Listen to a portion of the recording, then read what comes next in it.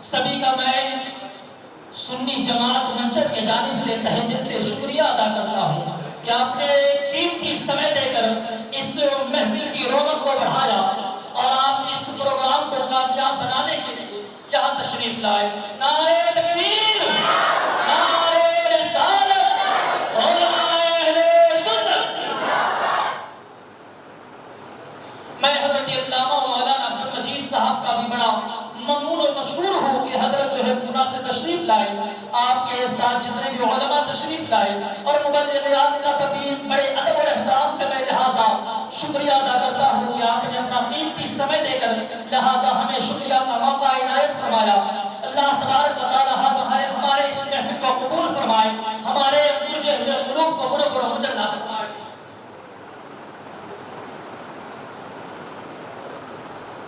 اب بس اپنی سماعتوں کو حضرت کی چوکٹ پر رکھے، ایک بہترین خطیب، ایک بہترین ادیب، ایک بہترین ذات آپ کے درمیان میں موجود ہے۔ یقیناً ان کی گفتگو ہمارے مرجے ہوئے قلوب کو منور و مجلہ کرتی ہے۔ یقیناً ان کی گفتگو قرآن حدیث کی روشنی میں ہمیں سیدھا راستہ بتاتی ہے، اور انشاءاللہ تعالی جب آپ اس محفل سے اٹھیں گے تو اپنے دامن میں نیکیوں کی انبار لے کر اٹھیں گے۔ ہم اس محفل میں حاضر ہیں کہ وہ محفل ہے کہ جو بخشش کا ذریعہ بنتی ہے۔ ملت کے نوجوانوں، حضور صلی اللہ علیہ وسلم کی یاد میں، نبی کی یاد کی محبت میں، حضور اعلیٰ حضرت کے عشق میں ہم یہاں جلوگر ہیں۔ ایک شعر سماعت فرمائے، اس کے بعد لہٰذا مائک حضرت کے حوالے، آپ کی سماعت حضرت کے حوالے اور آپ کی حضرت کی گفتگو آپ کے سماعتوں کے حوالے۔ وہ پوچھتا ہے چہرہ حضور کا کیا ہے، وہ پوچھتا ہے چہرہ حضور کا کیا ہے، جسے پتا نہیں تفسیر والضحیٰ کیا ہے، جسے پتا نہیں تفسیر والضحیٰ کیا ہے۔ حلال خون ہو تو سمجھے گا، حلال خون ہو تو سمجھے گا کہ جشن میلاد مصطفیٰ کیا ہے، کہ جشن میلاد مصطفیٰ کیا ہے۔ بڑے ادب اور احترام کے ساتھ میں مائک کو حضرت کے حوالے کر رہا ہوں۔ آئیے حضرت کا استقبال نعرے تکبیر اور نعرے رسالت سے کرے۔ محفل گونج جانا چاہیے اور آپ کی زبان سے حضرت کی آمد پر لہٰذا نعرے کی گونج لہٰذا اس طرح سے ہونی چاہیے کہ آپ اپنی آواز سے بتا دیں کہ حضور ہم سننے کے لیے آئے ہیں، اور آپ جتنی دیر سنائیں گے انشاءاللہ تعالی یہ محفل بیدار رہے گی۔ نعرہ لگائیے، نعرے تکبیر،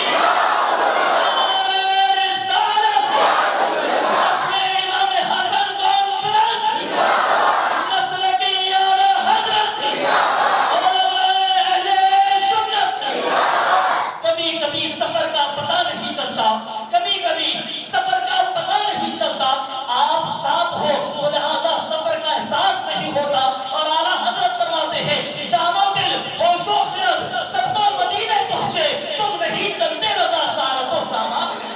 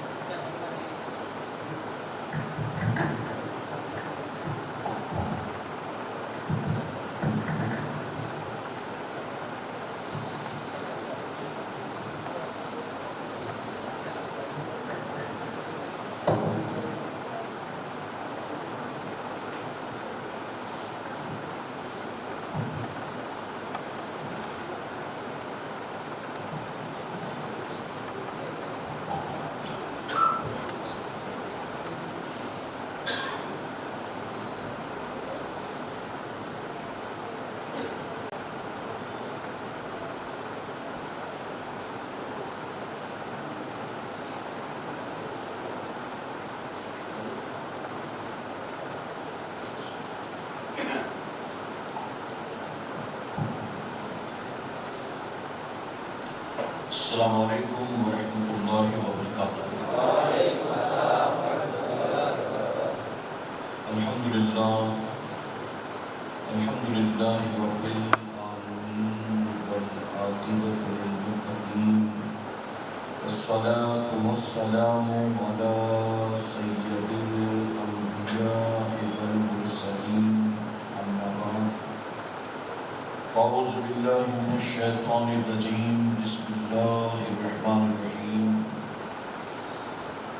یا ایہا الذین آمنوا اتقوا اللہ وکونوا مع الصادقین صدق اللہ مولانا العلی العظیم۔ باد توحید کے متوالوں، شمع رسالت کے پروانوں، غوث و خواجہ اور رضا کے چاہنے والوں، آئیے سب سے پہلے ہم اور آپ نہایت ہی ادب اور احترام کے ساتھ اپنے اور ساری کائنات کے مرکز عقیدت جناب محمد رسول اللہ صلی اللہ علیہ وسلم کی بارگاہ بے کس پناہ میں جس طرح سے میں آپ کو پڑھاؤں میرے ساتھ مل کر پورا مجمع بآواز بلند ہدیہ غلامی درود و سلام کے انداز میں پیش کر لیں۔ پڑھیں الصلاۃ والسلام علیک یا رسول اللہ، الصلاۃ والسلام علیک یا رسول اللہ، الصلاۃ والسلام علیک یا حبیب اللہ، الصلاۃ والسلام علیک یا حبیب اللہ، الصلاۃ والسلام علیک یا نبی اللہ، الصلاۃ والسلام علیک یا حبیب اللہ، وعلی آلک وعلی آلک واصحابک واصحابک یا نور اللہ یا نور اللہ صلی اللہ تعالی صلی اللہ تعالی علیہ وسلم۔ علیہ وسلم۔ رب کعبہ کی بارگاہ میں دعا ہے، مولا اپنے حبیب صاحب الاولاد صلی اللہ تعالی علیہ وسلم کے صدقہ طفیل ہم تمام حاضرین اور سامعین کو تو دم واپسی تک حق کہنے، حق سننے اور اپنے حق والے بندوں کے دامن سے وابستہ رہنے کی توفیق نصیب فرما۔ ساتھ ہی بارگاہ رب العزت میں دعا ہے کہ میرے کریم ہم گناہگاروں سیاہکاروں کو، ہمارے والدین کو، ہماری قیامت تک آنے والی تمام نسلوں کو صحیح معنوں میں اصحاب رسول اور آل رسول سے سچی پکی محبتوں کی توفیق نصیب فرما، اور قیامت کے دن اپنے انہی محبوبین کے قدموں میں ہمیں جگہ نصیب فرما۔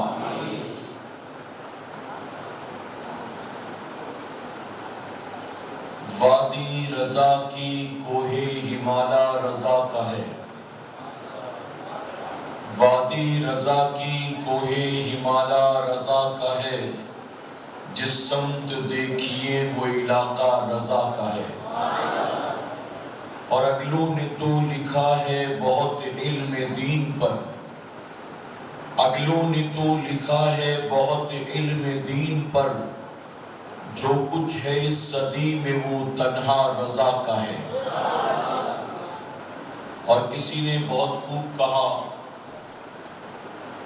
نبی کے عشق میں جو بھی اسیر دام ہوتا ہے، نبی کے عشق میں جو بھی اسیر دام ہوتا ہے، اسی کے نام کوثر کا چھلکتا جام ہوتا ہے۔ نبی کے عشق میں جو بھی اسیر دام ہوتا ہے، اسی کے نام کوثر کا چھلکتا جام ہوتا ہے۔ اور ہمیشہ آزما کر ہم نے دیکھا ہے مصیبت میں، ہمیشہ آزما کر ہم نے دیکھا ہے مصیبت میں، رضا کا نام لینے سے بہت آرام ہوتا ہے۔ اور ہماری جماعت کے بزرگ کیا ہی لکھتے ہیں، فرماتے ہیں ایک وفادار کو اور کیا چاہیے، ایک وفادار کو اور کیا چاہیے، عمر بھر دامن مصطفیٰ چاہیے۔ ایک وفادار کو اور کیا چاہیے، عمر بھر دامن مصطفیٰ چاہیے۔ اور اہل کفر و ضلالت کو تھانہ بھون اہل سنت کو احمد رضا چاہیے۔ میرے پیارے آقا علیہ الصلوۃ والتسلیم کے پیارے دیوانوں، آج کی شب منچر کی سرزمین پر اللہ کے گھر میں ہم اور آپ اس وقت حضور اکرم صلی اللہ علیہ وسلم کے چہیتے نواسے امام حسن مجتبی رضی اللہ تعالی عنہ اور مجدد دین و ملت الشاہ امام احمد رضا خان فاضل بریلوی رضی اللہ تعالی عنہ کی بارگاہ میں خراج عقیدت پیش کرنے کے لیے جمع ہوئے ہیں۔ میرا کریم محفل کے سجانے والوں کا سجانا اور ہمارا اور آپ کا یہاں آنا قبول فرمائے۔ میرے پیارے آقا علیہ الصلوۃ والتسلیم کے پیارے دیوانوں، نماز عشاء کے بعد تقریباً 9 بجے محفل کا آغاز ہوا اور اب 11 بجنے کے قریب ہے۔ آپ نے مجھ سے بیشتر نعتیں بھی سنی، آپ نے اعلیٰ حضرت عظیم البرکت کے تعلق سے بھی کچھ باتیں سماعت کی اور ساتھ ہی امام حسن رضی اللہ تعالیٰ عنہ کے بارے میں بھی کچھ باتیں سن لی ہیں۔ میں بھی انشاءاللہ اپنے شعور کے مطابق ان دونوں بزرگوں کی بارگاہ میں خراج عقیدت پیش کروں گا، لیکن ساتھ ہی ساتھ میں چند اہم باتیں اس عنوان سے ہٹ کر آپ کے سامنے رکھنا چاہوں گا، اور یہ باتیں وہ باتیں ہیں جو ہمارے بعد ہماری نسلوں کے لیے بھی فائدہ مند ثابت ہوں گی انشاءاللہ، اور جس کا موجودہ دور میں ہمارے اور آپ کے لیے جاننا سمجھنا بے انتہا ضروری ہے۔ میرے پیارے آقا علیہ الصلوۃ والتسلیم کے پیارے دیوانوں، ماہ صفر المظفر جو اس وقت ہمارے اور آپ کے سامنے سے گزر رہا ہے، اس ماہ مبارک میں بہت سارے بزرگان دین کی تاریخ آتی ہے، اور اسی میں 25 صفر المظفر کی تاریخ اعلیٰ حضرت عظیم البرکت کے عرص پاک کی تاریخ ہے، اور 28 تاریخ یہ امام حسن رضی اللہ تعالیٰ عنہ کی شہادت کی تاریخ ہے۔ میرے پیارے آقا علیہ الصلوۃ والتسلیم کے پیارے دیوانوں، آپ جانتے ہیں اہل سنت والجماعت کے لوگ یہ جو اولیاء اکرام کے نام پر محفلیں سجاتے ہیں یا ان کے نام پر ایصال ثواب کرتے ہیں یا ان کا عرص پاک مناتے ہیں یا ان کی بارگاہ میں حاضری دیتے ہیں، وہاں پہنچ کر فاتحہ خوانی کا اہتمام کرتے ہیں، چادریں چڑھایا کرتے ہیں یا جلسے اور جلوس منعقد کرتے ہیں، ان تمام چیزوں کے کرنے کے پیچھے صرف ایک ہی مقصد ہے کہ ہم یہ سب کچھ کر کے ان اللہ والوں کی محبت کا ثبوت دیا کرتے ہیں۔ بتائیے اس کے علاوہ کوئی اور مقصد ہے؟ یہاں کوئی کاروباری مقصد سے ہم بیٹھے نہیں ہیں، کوئی رشتہ داری کے لیے ہم یہاں جمع نہیں ہوئے ہیں، بلکہ اعلیٰ حضرت کی بارگاہ میں اور نبی کی آل کی بارگاہ میں خراج عقیدت پیش کر کے ہم اپنی غلامی اور محبت کا ثبوت دینے کے لیے یہاں پر اکٹھا ہوئے۔ اور اس کی وجہ کیا ہے؟ حضور اکرم صلی اللہ علیہ وسلم نے 1450 سال پہلے فرمایا تھا کہ جو جس سے محبت کرے گا کل قیامت کے دن اس کو اسی کے ساتھ اٹھایا جائے گا۔ سبحان اللہ۔ اگر آج کی رات یہاں جمع ہونے کے بدلے قیامت میں اللہ ہمیں امام حسن مجتبی کا ساتھ عطا کر دے تو اس سے بڑا قیامت کے دن کوئی انعام ہو سکتا ہے؟ اگر قیامت کے دن اللہ تبارک تعالیٰ ہمیں امام حسن کے ساتھ اٹھائے، انہی کے ساتھ ہمارا فیصلہ فرمائے، تو کیا بتائیے اس سے بہتر بھی میدان قیامت میں کسی کو انعام مل سکتا ہے؟ تو ہم یہ محفلیں، یہ جلسے، یہ نیازیں، یہ عرس، یہ فاتحہ خوانی اس لیے کرتے ہیں کہ ہم یہ سب کر کے ان اللہ والوں کی محبت کا ثبوت دیتے ہیں۔ اجالے اپنی یادوں کے ہمارے ساتھ رہنے دو، اجالے اپنی یادوں کے ہمارے ساتھ رہنے دو، نہ جانے کس گلی میں زندگی کی شام ہو جائے۔ سبحان اللہ، سبحان اللہ۔ میرے پیارے آقا کے پیارے دیوانوں، یہ اللہ رب العزت کا بے پناہ کرم اور احسان ہے۔ ایک بات عرض کرنا چاہوں گا، یہاں علماء موجود ہیں، اگرچہ ہم اور آپ فتنوں کے دور میں پیدا ہوئے، یہ کون سا دور ہے جانتے ہو؟ جس کے بارے میں 1450 سال پہلے حضور اکرم صلی اللہ علیہ وسلم نے فرمایا کہ قیامت کی نشانیوں میں سے یہ بھی ایک نشانی ہے کہ بنی اسرائیل 72 فرقوں میں بٹ گئی تھی اور میری امت 73 فرقوں میں بٹ جائے. اب یہاں 73 فرقوں میں بٹنے سے مراد حضور نے کوئی باؤنڈنگ یا لمٹ نہیں بتائی کہ میری امت میں صرف 73 فرقے بنیں گے، بلکہ حضور اکرم صلی اللہ علیہ وسلم یہ بتانا چاہ رہے ہیں کہ بنی اسرائیل جس حد تک گر گئی تھی میری امت ایک قدم آگے نکل جائے گی، انہیں بھی پیچھے چھوڑ کر وہ آگے نکل جائے. آگے فرماتے اسی حدیث مبارکہ کا اگلا ٹکڑا حضور اکرم صلی اللہ علیہ وسلم فرماتے ہیں کہ اگر بنی اسرائیل میں کسی شخص نے اپنی ماں کے ساتھ بدفعلی کی ہوگی تو میری امت میں بھی ضرور کوئی نہ کوئی ایسا ہوگا جو یہ کام کرے گا. اللہ یعنی میری امت گویا بنی اسرائیل سے آگے نکل جائے گی گناہوں اور برائیوں اور اللہ رسول کی نافرمانی کے معاملے میں. اور بنی اسرائیل کتنی بدترین قوم ہے آپ جانتے ہیں. قرآن مقدس میں اللہ نے بنی اسرائیل کی تعریف بھی کی. قرآن مقدس میں اللہ نے جو بنی اسرائیل کو نعمتیں عطا کی اس کا بھی ذکر فرمایا. جن انعامات سے اللہ نے بنی اسرائیل کو نوازا اللہ نے اس کا بھی تذکرہ کیا. اور بنی اسرائیل کی نافرمانی کا بھی اللہ نے ذکر کیا. اور یہاں تک کہ اللہ نے بنی اسرائیل پر اپنا عذاب بھی نازل فرما دیا. یعنی اللہ کے انعامات کے باوجود اللہ کی نعمتوں کے باوجود یہ اتنی بدترین قوم تھی کہ آخرکار اللہ نے ان پر اپنا عذاب نازل فرما دیا.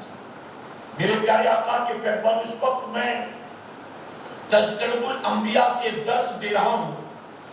سنی دعوت اسلامی کا ایک آڈیو چینل ہے جس کا نام ہے SDI آڈیو. اس میں میرا روزانہ شام 6:30 بجے درس آتا ہے. ویڈیو نہیں ہے، صرف آڈیو ہے.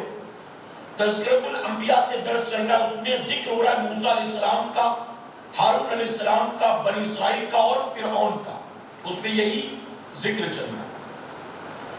بنی اسرائیل کے واقعات کو جب میں نے پڑھا تو مجھے خود تعجب ہوا کہ مجھے بھی نہیں پتا تھا کتنی بدترین قوم. موسیٰ علیہ السلام اللہ کا پیغام لا کر سناتے. بنی اسرائیل نے کہا ہمیں بھروسہ نہیں ہے تم پر. معاذ اللہ، اللہ کے نبی سے کہتے ہمیں تم پہ بھروسہ نہیں ہے. یہ جو تم طور پر جاتے ہو اور آ کر ہمیں بتاتے ہو یہ اللہ ہی کا پیغام ہے یا اپنے من سے گڑھ کے لا رہے ہیں. معاذ اللہ، ہمیں تم پر یقین نہیں، ہم اپنے کان سے سنیں گے تو بھروسہ کریں گے. موسیٰ علیہ السلام نے اللہ کی بارگاہ میں عرض کیا مولا یہ بھی تیرے کلام کو سننا چاہتے ہیں ورنہ یہ ماننے کو تیار نہیں. اللہ فرماتا ہے کہ ٹھیک ہے موسیٰ اگلی بار آنا نا تو بنی اسرائیل کے چند معزز لوگوں کو لے کر آ جانا تاکہ وہ سن لے، بھروسہ کر لے. اب موسیٰ علیہ السلام نے بنی اسرائیل کے 70 لوگوں کو چھانٹ کر نکالا جو بڑے عزت والے تھے، معزز تھے، انہیں نکالا. 70 افراد تیار کیا آپ نے، لے کر گئے کوہ طور پر. موسیٰ علیہ السلام اس سے پہلے جب بھی اللہ سے کلام کرتے تھے نا فرمایا کہ جبرائیل علیہ السلام بھی نہیں سن پاتے تھے. جو فرشتے موسیٰ علیہ السلام کے ساتھ ہوتے تھے انہیں بھی ہٹا دیا جاتا تھا تاکہ وہ بھی نہ سن سکے. اللہ کا کلام صرف اللہ کے کریم سنتے تھے، فرشتے بھی سن نہیں پاتے تھے. لیکن بنی اسرائیل کے لوگوں نے کہا ہمیں سننا. موسیٰ علیہ السلام لے کر گئے، اللہ نے کلام فرمایا، بنی اسرائیل کے لوگوں نے سنا، 70 افراد نے سنا. اب سننے کے بعد کیا کرنا چاہیے تھا؟ نبی سے معافی مانگتے، توبہ کرتے، رب کی بارگاہ میں رجوع کرتے. نہیں، اللہ کا کلام سننے کے بعد کیا کہتے جانتے ہو؟ کہتے موسیٰ ہمیں اب بھی تم پر بھروسہ نہیں. معاذ اللہ، ہمیں اب بھی تم پر بھروسہ نہیں. پتہ نہیں یہ اللہ کا کلام ہے یا تمہاری کوئی سازش ہے، یہ تمہارا کوئی پلان یا کوئی جادو. ہمیں اب بھی بھروسہ نہیں ہے. آپ نے فرمایا کیسے بھروسہ کرو گے؟ انہوں نے کہا جب تک دیکھیں گے نہیں تب تک بھروسہ نہیں کریں گے. ہم اللہ کو دیکھنا چاہتے ہیں. تو موسیٰ علیہ السلام نے کہا ارے رب کو تو میں نے بھی نہیں دیکھا اب تک. تو کہا تم نے ہی نہیں دیکھا تو کیا بھروسہ کرے تم پر؟ تم نے ہی نہیں دیکھا تو کیا بھروسہ کرے؟ موسیٰ علیہ السلام نے اللہ کی بارگاہ میں عرض کیا مولا میں تیرا دیدار کرنا چاہتا ہوں. یعنی یہ میری قوم میری بات ماننے کو تیار نہیں، میں تیرا دیدار کرنا چاہتا ہوں. رب نے فرمایا موسیٰ تم نہیں دیکھ سکو گے. اصرار کرتے مولا دیکھنا چاہتا ہوں. اللہ نے فرمایا کہ ٹھیک ہے موسیٰ جو سامنے پہاڑ ہے وہاں دیکھ. اگر وہ پہاڑ میرے نور کی تجلی کی تاب لے آیا اپنی جگہ پر ٹکا رہا تو تو بھی مجھے دیکھ لے گا. اب موسیٰ علیہ السلام پہاڑ کو دیکھ رہے تھے، اللہ نے اس پر اپنے نور کی تجلی نازل کی، پہاڑ ریزہ ریزہ ہو گیا. پاش پاش ہو گیا. موسیٰ علیہ السلام بے ہوش ہو کر زمین پر آ گئے اور وہ جو 70 ساتھ میں گئے تھے نا وہ 70 کے 70 موت کے گھاٹ اتر گئے, سارے مارے گئے. کچھ دیر کے بعد موسیٰ علیہ السلام جب ہوش میں آئے آپ نے دیکھا جتنے ساتھ آئے تھے سب مر گئے. موسیٰ علیہ السلام اللہ کی بارگاہ میں عرض کرتے مولا یہ میری قوم کے عزت دار لوگ, میری پوری قوم کو پتا ہے کہ میں انہیں اپنے ساتھ لے کر آیا, اب اگر یہاں سے اکیلے گیا نا تو بنی اسرائیل کے لوگ کہیں گے تو نے اور تیرے رب نے مل کر ان لوگوں کا قتل کر دیا. اے اللہ ان کو چھوڑ کر جاؤں گا نا تو پھر میری خیر نہیں ہے, میری قوم تو ایسے میری بات نہیں مانتی, میری دشمن. اب اگر یہ 70 مارے گئے تو پتہ نہیں کیا ہوگا, اے اللہ تو ان کو زندہ کر دے. اللہ نے اپنے نبی کی دعا قبول کی, 70 آدمی دوبارہ زندہ کر دیے. سبحان اللہ. موسیٰ علیہ السلام ان کو لے کر واپس آ گئے زندہ سے سلامت. پھر بھی کیا ہوا ان کا, موسیٰ علیہ السلام جب اگلی بار کوہ طور پر آئے تو انہوں نے بچڑا بنایا اور بچڑے کی پوجا کرنی شروع کر دی. اللہ نے بار بار انعامات نازل کیے, کئی عذاب آئے, اللہ کے کریم کی دعا پر عذاب ٹل گئے, لیکن پھر بھی قوم باز نہیں آئی. آخرکار اللہ نے ان پر عذاب نازل کر دیا. میرے پیارے آقا کے پیروانوں, حضور اکرم صلی اللہ علیہ وسلم نے فرمایا بنی اسرائیل کو پیچھے چھوڑ کر میری امت ایک قدم آگے نکل جائے گی. وہ 72 فرقوں میں بٹے تھے, یہ 73 ہو جائیں گے. 73. آج دل پر ہاتھ رکھ کر جواب دے, مسلمانوں میں نہ جانے کتنے فرقے وجود میں آگے ہیں کہ نہیں آگے. اور اگر ہم اپنی بات کریں تو ہماری برائیوں کا, ہمارے گناہوں کا, ہماری نافرمانی اور بغاوت کا عالم یہ. اگر کوئی ہمیں 2-4 بار چائے پلا دے, بتائیے ہم اس سے دشمنی کرتے کہ محبت کرتے ہیں؟ جی. اپنی بیٹی کی شادی میں اس نے ہم کو دعوت دی, اپنے بیٹے کے ولیمے میں اس نے ہم کو بلایا, اس کے گھر میں کبھی نیاز تھی تو اس نے ہم کو دعوت دی. ارے ہم جیسا کوئی عام انسان 2-4 بار کھلا دے پلا دے تو انسان زندگی میں اس سے محبت کرتا ہے, اسے کبھی گالیاں نہیں دیتا, اس سے کبھی دشمنی نہیں کرتا. آپ ذرا سوچو کہ عام انسان تھوڑا سا کھلا پلا دے تو انسان زندگی بھر اس احسان کو یاد رکھتا ہے. ہم ماں کی کوکھ میں تھے, تب سے لے کر اب تک ہم نے جو کچھ کھایا پیا ہے سب ہمیں ہمارے رزاق بھی نے عطا فرمایا ہے, ہمارے خالق نے عطا کیا, ہمارے مالک نے عطا کیا. اس کے باوجود میری قوم کا جوان اپنے دیے رب کی روزی کھا کر شراب بھی پی رہا ہوتا ہے, ڈرگس بھی لیتا ہے, جوا بھی کھیلتا ہے, سود کے دھندے بھی کرتا ہے, زنا بھی کرتا ہے, گالیاں بھی دیتا ہے, گانے بھی گاتا ہے, ٹھمکے بھی لگاتا ہے, جوئے کے اڈے پر بھی جاتا ہے.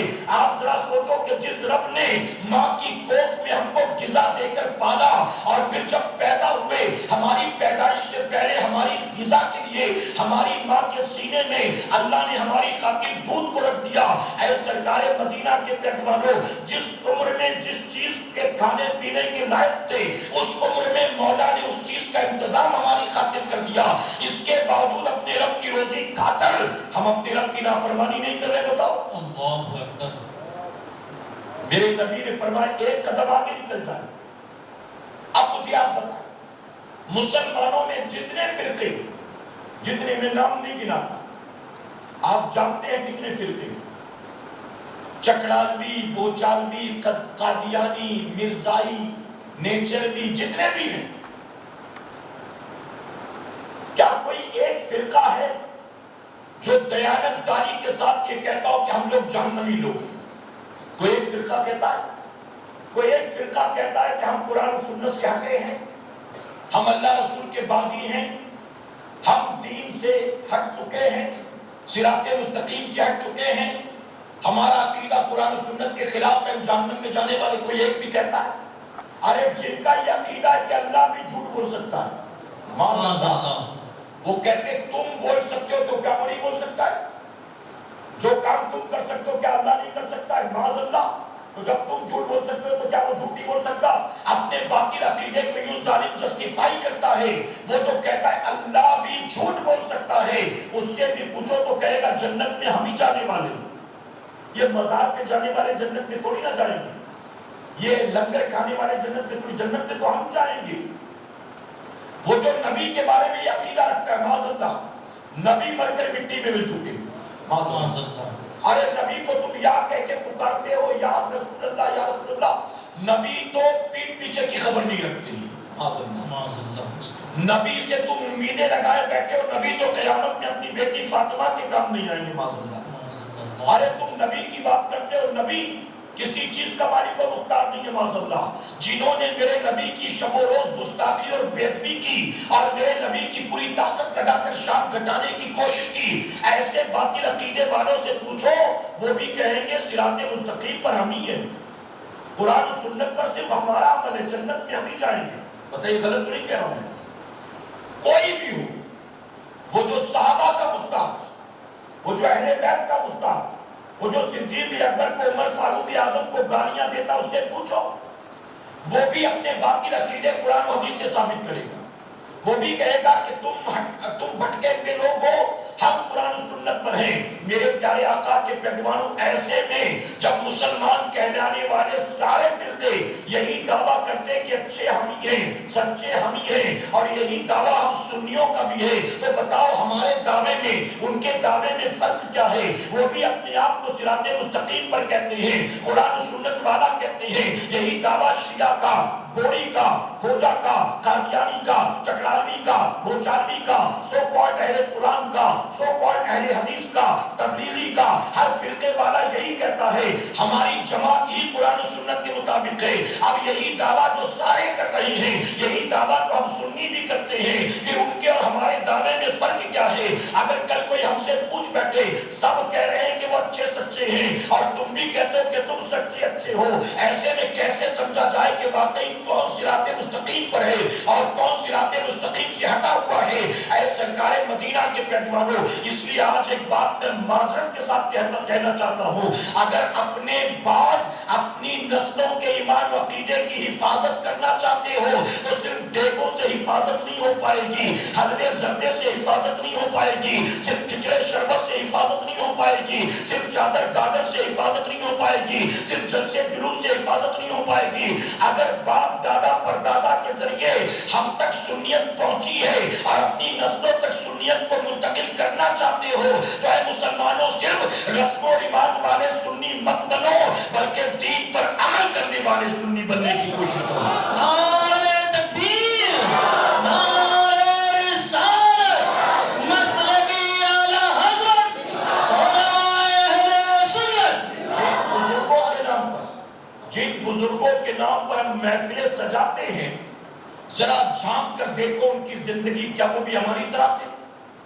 جی، محض رسم و رواج والے، محض زمانی جمع خرچ کرنے والے، محض محبت رسول کا دعویٰ کرنے والے، وہ بھی ایسے ہی تھے؟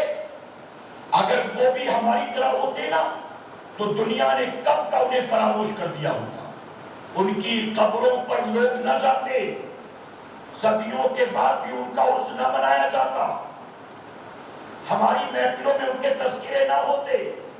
ہم جن کے نام پر محفلیں سجاتے ہیں نا، ان کا جینا بھی اللہ رسول کی مرضی کے مطابق تھا اور ان کا مرنا بھی اللہ رسول کی رضا کے مطابق تھا۔ بے شک، سبحان اللہ۔ میرے پیارے آقا کے پیغمبروں، میں ساؤتھ کے کئی علاقے میں جاتا ہوں، میں نے ان علاقوں میں دیکھا بہت سے سنی کہلانے والے لوگ، یہاں تک کہ کہیں کا گدی نشین ہے، کہیں کا سجادہ نشین ہے، کہیں کا پیر بنا بیٹھا ہوا ہے، بہت سے سنی کہلانے والے لوگوں کو بھی اعلیٰ حضرت عظیم البرکت سے بہت تکلیف ہے۔ امام احمد رضا خان فاضل بریلوی سے ان کو الرجی ہے۔ میں نے کہا کوئی بد عقیدہ نفرت کرتا ہو، عداوت رکھتا ہو تو رکھے، بات سمجھ میں آتی ہے۔ تم تو سنی ہو، تمہیں تو میرے امام کا احسان ماننا چاہیے، تمہاری پیری مریدی چل رہی ہے امام احمد رضا کی وجہ سے، تمہاری خانقاہ چل رہی ہے امام احمد رضا کی وجہ سے، تمہارے دھندے چل رہے ہیں امام احمد رضا کی وجہ سے۔ امام احمد رضا خان فاضل بریلوی نہ ہوتے تو اس سے کون بیعت ہوتا؟ ارے پیجانے چڑھ گئے ہوتے، مونچھیں مڈا دی گئی ہوتی، پیشانیوں پر گڈھے پڑ گئے ہوتے، عقیدے تباہ برباد ہو گئے ہوتے۔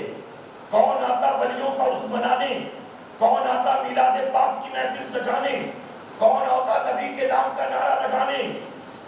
اگر تم آج پیری مریدی کر رہے ہو، کہیں پر گدی نشین سے سجادہ نشین بن کر بیٹھے ہو، تو یہ احسان ہے امام احمد رضا خان فاضل کا. آپ جانتے ہو ان کو الرجی کس بات کی ہے. میں نے اس بات کو سمجھنے کی کوشش کی اور کئی بار آیا گیا تو سفر کے درمیان وہاں موجود لوگوں سے گفتگو کر کے میں نے سمجھنے کی کوشش کی. تو جانتے ہو پرابلم کیا ہے.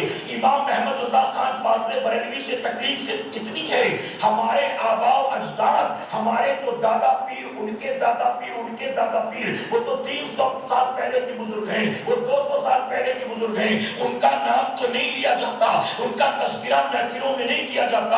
امام احمد رضا خان فاضل بریلوی کو ابھی 100-125 سال گزرے ہیں. ہر محفل میں ان کا نام لیا جاتا ہے، ہر درس میں ان کا نام لیا جاتا ہے، ہر تقریر میں ان کا نام لیا جاتا ہے، ہر مدرسے میں ان کا نام لیا جاتا ہے، ہر مسجد میں ان کا نام لیا جاتا ہے. ہمارے بزرگ جو ان سے پہلے گزر گئے، جن کے تقوی کا عالم کیا تھا، جن کی عبادت کا عالم کیا تھا، جن کی شب بیداری کا عالم کیا تھا، ان کا ذکر نہیں ہوتا، ان کے نام پر اتنی محفلیں نہیں سکتی.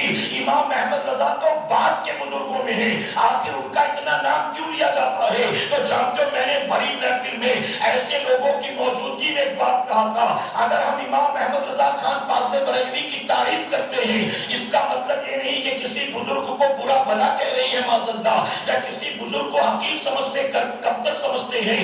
ارے محفل سجی ہے اعلیٰ حضرت کے نام پر، تو ذکر تو اعلیٰ حضرت کا کیا جائے گا نا. جب تمہارے بزرگوں کا عرس ہوتا ہے تو اس وقت تم اپنے بزرگوں کی محفل میں کہاں امام احمد رضا کو یاد کرتے ہو؟ ہم اگر امام احمد رضا خان فاضل بریلوی کو آج یاد کرتے ہیں تو اس کی وجہ یہ ہے ہم آپ کے بزرگوں کی عظمت کو سلام کرتے ہیں، ان کے تقوی و طہارت، عبادت و ریاضت کو سلام کرتے ہیں، ان کے عشق رسول و خوف خدا کو سلام کرتے ہیں. لیکن سنو، امام احمد رضا کو یاد مسلمان اتنا جو یاد کرتا ہے اس کی وجہ یہ ہے تمہارے بزرگوں نے جتنی بھی زندگی بھر عبادت و ریاضت کی تھی اپنی جنت کی خاطر کی تھی، اور امام احمد رضا نے زندگی بھر جو کچھ کیا تھا وہ اپنے لیے نہیں، نبی کی امت کے لیے کیا. نعرہ تکبیر، نعرہ رسالت، شہادت امام حسن کانفرنس، عشق و محبت، عشق و محبت، عشق و محبت، عشق و محبت، علماء اہل سنت، نعرہ تکبیر، نعرہ رسالت. اپنی نسلوں تک سنیت کو منتقل کرنا چاہتے ہو تو اپنے آپ کو دین سے وابستہ کرنے کی کوشش کرو کہ انشاءاللہ. میں نہیں کہتا کہ سارے کے سارے سب کچھ چھوڑ چھاڑ کر مدرسے میں داخلہ لے لوں، میں نہیں کہتا. میں صرف اتنا کہنا چاہوں گا کہ آپ اپنے علماء کے ساتھ اٹھنے بیٹھنے والے بن جائیں، اپنے علماء کی محفلوں میں بیٹھیں، ان سے محبت کریں، ان کے پاس تھوڑا سا وقت دیں، اپنے دین کو سمجھنے کی کوشش کریں. میرے پیارے آقا کے پیروانوں، میں پورے ہندوستان میں جہاں جاتا ہوں اپنی قوم کے جوانوں کو مطمئن کرتا ہوں اور باطل فرقے والوں کو چیلنج کرتا ہوں. دنیا میں جتنے بھی مسلمان کہلانے والے فرقے ہیں اپنے منہ میاں مٹھو بنے تو بنے، کل قیامت میں انہیں جنت تو کیا جنت کی خوشبو بھی میسر نہیں آئے گی. اگر جنت میں جائیں گے اللہ کے گھر میں موجود ہوں ڈنکے کی چوٹ پر کہتا ہوں، اگر جنت میں جائیں گے تو صرف غوث و خواجہ والے جائیں گے، اصحاب رسول والے رسول والے جائیں گے. میرے پیارے آقا کے پیروانوں، آپ جانتے ہیں ہمارا عقیدہ، ہمارا مسلک، ہمارا مذہب آج 1450 سال کے بعد بھی الحمدللہ وہی ہے جو مذہب، مسلک، عقیدہ صدیق اکبر کو میرے نبی نے عطا فرمایا. 1450 سال کے بعد میں سنی ہٹا نہیں ہے اس راستے سے. ہمارا مسلک، ہمارا مذہب، ہمارا عقیدہ آج بھی وہی ہے جو شروع سے چلا رہا ہے. شروع سے میں مثال دے کر سمجھاؤں آپ کو، سمجھ میں آئی میری بات؟ میں مثال دوں آپ کو. میرے پیارے آقا کے پیروان، مجھے آپ بتائیں، میں امام حسن پر اور اعلیٰ حضرت پر بولوں گا، لیکن پہلے یہ سمجھنا بہت ضروری ہے تاکہ آپ مطمئن ہو جائیں کہ ہم کسی باطل فرقے میں پیدا نہیں کہ ہم آپ جماعت میں پیدا ہوئے ہیں. بلکہ سنیوں میں تو کہتا ہوں اللہ کا شکر صبح شام ادا کرو، اللہ نے اس جماعت میں پیدا کیا جس جماعت میں غوث اعظم پیدا ہوئے، جس جماعت میں غریب نواز پیدا ہوئے. چکرالیوں کے یہاں کوئی ولی ہوا ہے؟ کھوجاؤں کے یہاں کوئی ولی ہوا ہے؟ کیا بتائیے تبلیغیوں کے یہاں کوئی غوث ہوا ہے؟ سارے ولی شروع سے لے کر یہی آج تک پیدا ہوئے. क्यों? क्योंकि वली ईमान वालों के घर में पैदा होता है, ईमान वालों के घर में। आप थके तो नहीं ना? मैं अर्ज करना चाहता हूं, मुसलमानों में बहुत से फिरके बन चुके हैं। आज बताइए, औलिया इकराम का जो उससे पाक मनाया जाता है, औलिया इकराम को उससे पाक कौन लोग मनाते हैं जी? सुन्नी। अरे डर क्यों रहे हो? तबलीगी मनाते हैं, अहले हदीस कहलाने वाले मनाते हैं, नहीं, चकरालवी, नहीं, कादियानी, नहीं, अच्छा शिया, नहीं, गोरी, नहीं, कौन मनाता है? सुन्नी। सुन्नी मनाते हैं ना, सुन्नी मनाते हैं। अब ये सुन्नी जो औलिया इकराम को उस मनाते हैं, क्या इनको ये उस मनाने का तरीका इमाम अहमद रजा ने दिया है? क्या आला हज़रत ने सिखाया कि उस मनाना चाहिए? नहीं नहीं मेरे भाई, औलिया इकराम का उससे पाक हिंदुस्तान की सरजमीन पर जानते हो कब से मनाया जा रहा है? जो इस्लाम लेकर आए थे मेरे ख्वाजा गरीब नवाज, उनका इस साल 811वां उर्स मनाया गया। सुभान अल्लाह, सुभान। कितने साल हो गए? आला हज़रत को भी गुजरे पे 800 साल हो गए, 500 हो गए, 300 हो गए। मेरे प्यारे आका के पेटवानों पता चला इमाम अहमद रजा खान फाजले बरेलवी बाद में आए हैं। हिंदुस्तान में औलिया का उसको 800 साल से मनाया जा रहा है। सुभान अल्लाह, सुभान। अच्छा, 800 साल पहले जो पहला उर्स मनाया गया था, 811 साल पहले बरेलवियों ने मनाया था, बंबई के मेमन हजरात ने, यूपी बिहार वालों ने, किसने मनाया था? किसने मनाया था? उस वक्त 811 साल पहले राजस्थान के अजमेर में मेरे गरीब नवाज का पहला उर्स बताइए, ब्राह्मणों ने मनाया था, राजपूतों ने? किसने मनाया था? अरे जो उस दौर के मुसलमान थे, जो उस दौर के मुसलमान थे उन्होंने मनाया था ना। और उस दौर के मुसलमान कौन थे? उस दौर के मुसलमान वो थे जिन्हें कलमा गरीब नवाज ने पढ़ाया, क्योंकि गरीब नवाज हिंदुस्तान में पीरी मुरीदी करने नहीं आए थे, वो तो आवारा पेशानियों को रब की बारगाह में झुकाने के लिए आए। गरीब नवाज किसी ऐसे पीर का नाम नहीं है जो निकला है मार्केट में अमीर अमीर मुरीद ढूंढने के लिए। गरीब नवाज किसी ऐसे बाजारू पीर का नाम नहीं है जो दूसरे पीरों से कंपटीशन करने निकला है। अरे गरीब नवाज न कव्वाली सुनाने आए थे, न पीरी मुरीदी करने आए थे, न सिलसिले चिश्तिया का झंडा गाड़ने आए थे। गरीब नवाज को भेजा था नायबे रसूल बनाकर मदीने के ताजदार ने, और गरीब नवाज वो जो सदियों से कुफ्र के दलदल में डूबे थे, उस दलदल से निकाल कर उन्हें एक रब की बारगाह में झुकाने के लिए आए। और गरीब नवाज ने जिन्हें कलमा पढ़ाया, क्या उन्हें दीन नहीं सिखाया था? आज आप किसी पीर से बैत हो जाएं, आज किसी पीर से आप मुरीद हो जाएं, और सुबह शाम जुआ भी खेले ना, पीर साहब के कान पर जो तकरीरेगी, पीर साहब को पता चलेगा। अरे जो मुरीद मोटे मोटे लिफाफे लाकर देता है ना, पीर ये भी जानना जरूरी नहीं समझता कि बेटा हराम की कमाई तो नहीं है। बाकी आते तो खाली हाथ आते, तो सबसे बड़े बड़े लिफाफे लाता है। ये इतना लाता कहां से? तेरा बिजनेस क्या है? मेरे प्यारे आका के पेटवानों, जेबें भर जाती है, फिक्र नहीं होती है कि मेरा मुरीद हराम कमाता है कि हलाल कमाता है, बल्कि एक मुरीद पीर के सामने खादिम और गुलाम की तरह हाथ बांध कर खड़ा रहता है। अपने पीर अपने मुरीद को इस हालत में देखकर पीर को बड़ा अच्छा लगता है, जबकि उसे यह भी खबर नहीं है तो मेरे सामने इतना नेक बनकर खड़ा रहता है, घर में बूढ़े माँ बाप को झिड़की देके आता है। ये जो मेरे आने पर मेरा पैर दबाता है, कभी अपने बूढ़े बाप का सर नहीं दबाता है। पीर को फिक्र होती है। मेरे प्यारे आका के पेटवानों, गरीब नवाज ऐसे पीर का नाम नहीं था। गरीब नवाज जानते थे अगर सिर्फ कलमा पढ़ाकर छोड़ दूंगा तो नतीजा ये होगा, ये जुमा नमाज भी पढ़ने आएगा, और फिर ये जाकर बुतगदे में घंटे भी बजाएगा, चढ़ावे भी चढ़ाएगा, और जो कुछ इसके बाप दादा परदादा करते चले आए थे सदियों से, ये वो भी करता रहेगा। इसलिए गरीब नवाज ने जिसको कलमा पढ़ाया था, उसे मुकम्मल तौर पर शरीयत के सांचे में ढाल दिया। उसे बताया था फर्ज क्या है, वाजिब क्या है, सुन्नत क्या है, हराम क्या है, हलाल क्या है, जायज क्या है, नाजायज क्या है। अरे जो आज के किसी मदरसे के फारिग नहीं थे, जो उस दौर के मुसलमान थे, वो थे जो गरीब नवाज के पीछे नमाजें पढ़ते थे, जिन्होंने कुरान पढ़ना गरीब नवाज से सीखा था, जिन्होंने नबी की सुन्नत गरीब नवाज से सीखा था। अरे जो गरीब नवाज की محفل میں بیٹھتے تھے دین سیکھنے کے لیے، سب سے پہلا عرص پاک ہندوستان کی سرزمین پر میرے غریب نواز کا اس دور کے مسلمانوں نے منایا ہے۔ اور آسان کر دوں میں آپ کے لیے، میرے غریب نواز کا پہلا عرص پاک کسی XYZ نے نہیں منایا ہے، بلکہ خواجہ بختیار کاکی نے منایا ہے۔ نعرہ تکبیر، نعرہ رسالت، خواجہ کا ہندوستان اور نعرہ اہل سنت۔ صوفی حمید الدین ڈھاکڑی نے منایا، بابا فرید گنج شکر نے منایا، خواجہ محبوب الہی نے منایا۔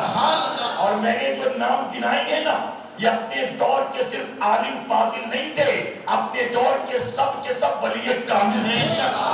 یہ سب آسمان کے ستارے تھے۔ اب 811 سال پہلے اگر خواجہ بختیار کاکی اپنے پیر کا عرس منائے تو وہ منانا جائز ہے۔ آج 850 سال کے بعد ہم سنی اپنے پیر کا عرس منائے تو کیا یہ ناجائز ہوگا؟ پتہ چلا منانے والے شروع سے چلے آ رہے ہیں، روکنے والے بعد میں پیدا ہوئے۔ تو روکنے والوں کی پیداوار بعد کی ہے، منانے والے پہلے سے آ رہے ہیں۔ تو پہلے والے غلط تھے کہ بعد والے؟ جی، تو پتہ چلا ہم سنی الحمدللہ آج بھی حق پر ہیں۔ ہم سنی 1450 سال کے بعد بھی اسی مسلک، اسی مذہب، اسی عقیدے پر ہیں جو غریب نواز نے عطا فرمایا۔ کہ الحمدللہ۔ میرے پیارے آقا کے پیروانوں، وقت تیزی سے بڑھ رہا ہے، ممکن ہے کہ میں آپ کو جو کچھ بتانا چاہتا ہوں نہ بتا سکوں، اور میں نے جس کو آخر کے لیے رکھا شاید وہاں تک نہ پہنچ سکوں، اس لیے ابھی میں آپ کو بتا دیتا ہوں۔ ہم سب کو نائب رسول بن کر ہندوستان میں آ کر ایمان کی دولت غریب نواز نے عطا فرمایا۔ کس نے عطا کیا؟ بلند آواز سے، کسی کا ڈر بر ہے کیا؟ نہیں نا؟ ارے ایک بار بولو کہ غریب نواز تو ثواب بھی ملے گا نا، کہ ولی کا نام لینے پر بھی اللہ نیکی عطا فرماتا ہے۔ اور غریب نواز 2-4 بار بولو گے، اور غریب نواز نے اگر سن لیا نا تو پھر کرم ہی کرم ہو جائے گا۔ غریب نواز اجمیر میں کہیں کہ منچر سے میرا غلام مجھے بار بار پکار رہا ہے۔ میرے پیارے آقا کے پیروانوں، ہمیں ایمان کی دولت لا کر دیا خواجہ غریب نواز نے، ہمیں سجدوں کا شعور لا کر دیا خواجہ غریب نواز نے، ہمیں قرآن لا کر دیا خواجہ غریب نواز نے، ہمیں مدینے کا راستہ بتایا خواجہ غریب نواز نے، ہمیں کربلا معلیٰ کا پتہ بتایا خواجہ غریب نواز نے۔ اب ایک بات اور عرض کرنا چاہوں گا، جو کچھ لا کر دیا خواجہ غریب نواز نے، صدیوں تک مسلمانوں میں وہ چیزیں ایز اٹ از منتقل ہوتی رہی، لیکن جب اس ملک پر انگریز قابض ہوا، انگریزوں نے دیکھا کہ ہمیں سب سے زیادہ خطرہ مسلمانوں سے ہے، تو انگریزوں نے کیا کیا؟ مسلمانوں میں کچھ ایسے لوگوں کا ایمان خریدا جو بظاہر تو مسلمان نظر آتے تھے، حکیم الامت نظر آتے تھے، علامہ نظر آتے تھے، شیخ الحدیث نظر آتے تھے، لیکن انہوں نے انگریزوں کی فنڈنگ کے تحت ایمان کا سودا کر دیا اور نبی کی شان میں گستاخی کرنی شروع کر دی، نبی کی بے ادبی کرنی شروع کر دی۔ جب ہندوستان میں نہ جانے کتنے باطل فرقے وجود میں آ گئے تھے، ان سارے باطل فرقوں سے ہمارے ایمان و عقیدے کی حفاظت کے لیے اللہ نے امام احمد رضا خان فاضل بریلوی کو پیدا فرمایا۔ اس لیے ہمیں یہ کہنا پڑتا ہے، ہم ہند والوں کو ایمان کی دولت لا کر دی ہے خواجہ غریب نواز نے، ہمارے ایمان کو بچایا ہے بریلی کے تاجدار نے، ہمیں نماز لا کر دیا ہے خواجہ غریب نواز نے، ہماری نمازوں کی حفاظت کی ہے بریلی کے تاجدار نے، ہمیں قرآن لا کر دیا ہے خواجہ غریب نواز نے، ہمارے قرآن کی حفاظت کی ہے بریلی کے تاجدار نے، ہمیں مدینے کا پتہ بتایا ہے خواجہ غریب نواز نے، مدینے والے کی محبت کا جام پلایا ہے بریلی کے تاجدار نے، ہمیں کربلا معلیٰ کا پتہ بتایا ہے خواجہ غریب نواز نے، اور اہل بیت کا دیوانہ بنایا ہے بریلی کے تاجدار نے۔ اس لیے ہم کہتے ہیں دنیا کا بدعقیدہ امام احمد رضا کو جتنا گالیاں دینا چاہے دیتا رہے، لیکن جب تک ہوئے زمین پر ایک سنی باقی رہے گا اپنے امام کی بارگاہ میں یوں خراج عقیدت پیش کرے گا، ڈال دی قلب میں عظمت مصطفیٰ، ڈال دی قلب میں عظمت مصطفیٰ، سیدی اعلیٰ حضرت پہ لاکھوں سلام، سیدی اعلیٰ حضرت پہ لاکھوں سلام۔ نعرہ تکبیر، نعرہ رسالت، شہادت امام حسن کانفرنس، مسلکی اعلیٰ حضرت خواجہ کا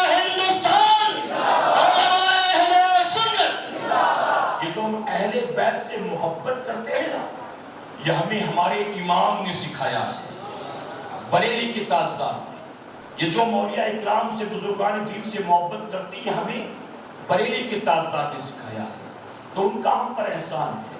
میرے پیارے آقا کے پیٹوانوں، ہم سنی ہیں بائی برتھ، بتائیے ہے نا، ہم بائی برتھ سنی ہیں کہ سنی ماں کی کوکھ سے پیدا ہوئے، سنی باپ کے گھر میں پیدا ہوئے، سنی خاندان سنی گھرانے میں پیدا ہوئے، تو باپ دادا پردادا سے صحیح عقیدہ، صحیح مسلک، صحیح مذہب ہم تک پہنچ گئے۔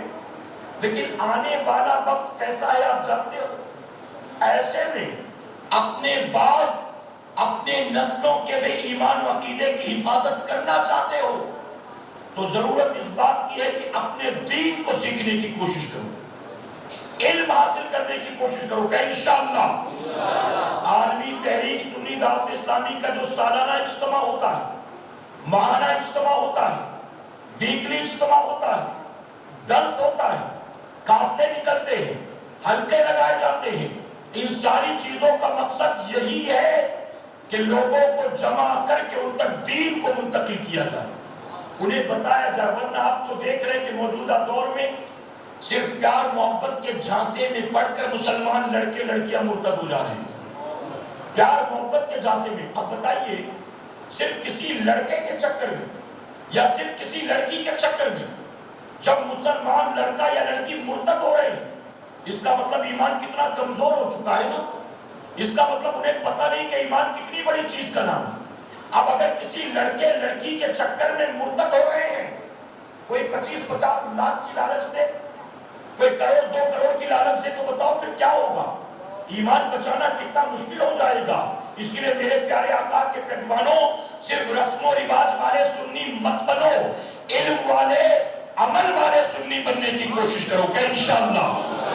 اور امام محمد رضا خان فاضل بریلوی نے پوری زندگی یہی کیا، پوری زندگی آپ لوگوں کو بلاتے، ان کے ایمان و عقیدے کی حفاظت کرتے، انہیں دین سکھاتے، دین سمجھاتے۔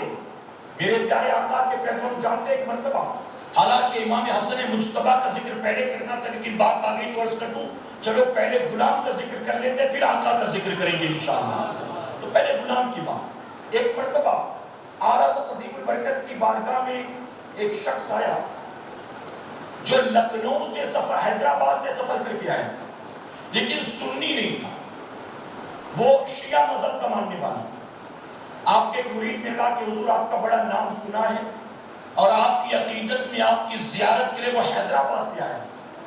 اعلیٰ حضرت نے کوئی جواب نہ دیا۔ اس نے دوبارہ کہا کہ ایک صاحب جو ایسے ایسے عقیدے کے ہیں، ایسے فرقے سے تعلق رکھتے ہیں، آپ سے ملنے کے لیے آئے، حیدرآباد سے بڑا طویل سفر طے کر کے آئے آپ سے ملنے کے لیے۔ اعلیٰ حضرت نے کوئی جواب نہ دیا۔ کچھ دیر کے بعد مرید نے بلایا، آپ کے شاگرد نے بلایا اور بلا کر اعلیٰ حضرت کی جو محفل تھی نا وہاں بٹھا دیا اس کو کہ کام کر تم یہاں بیٹھ جاؤ، ابھی مصروف ہے شاید توجہ نہیں، بیٹھو یہاں۔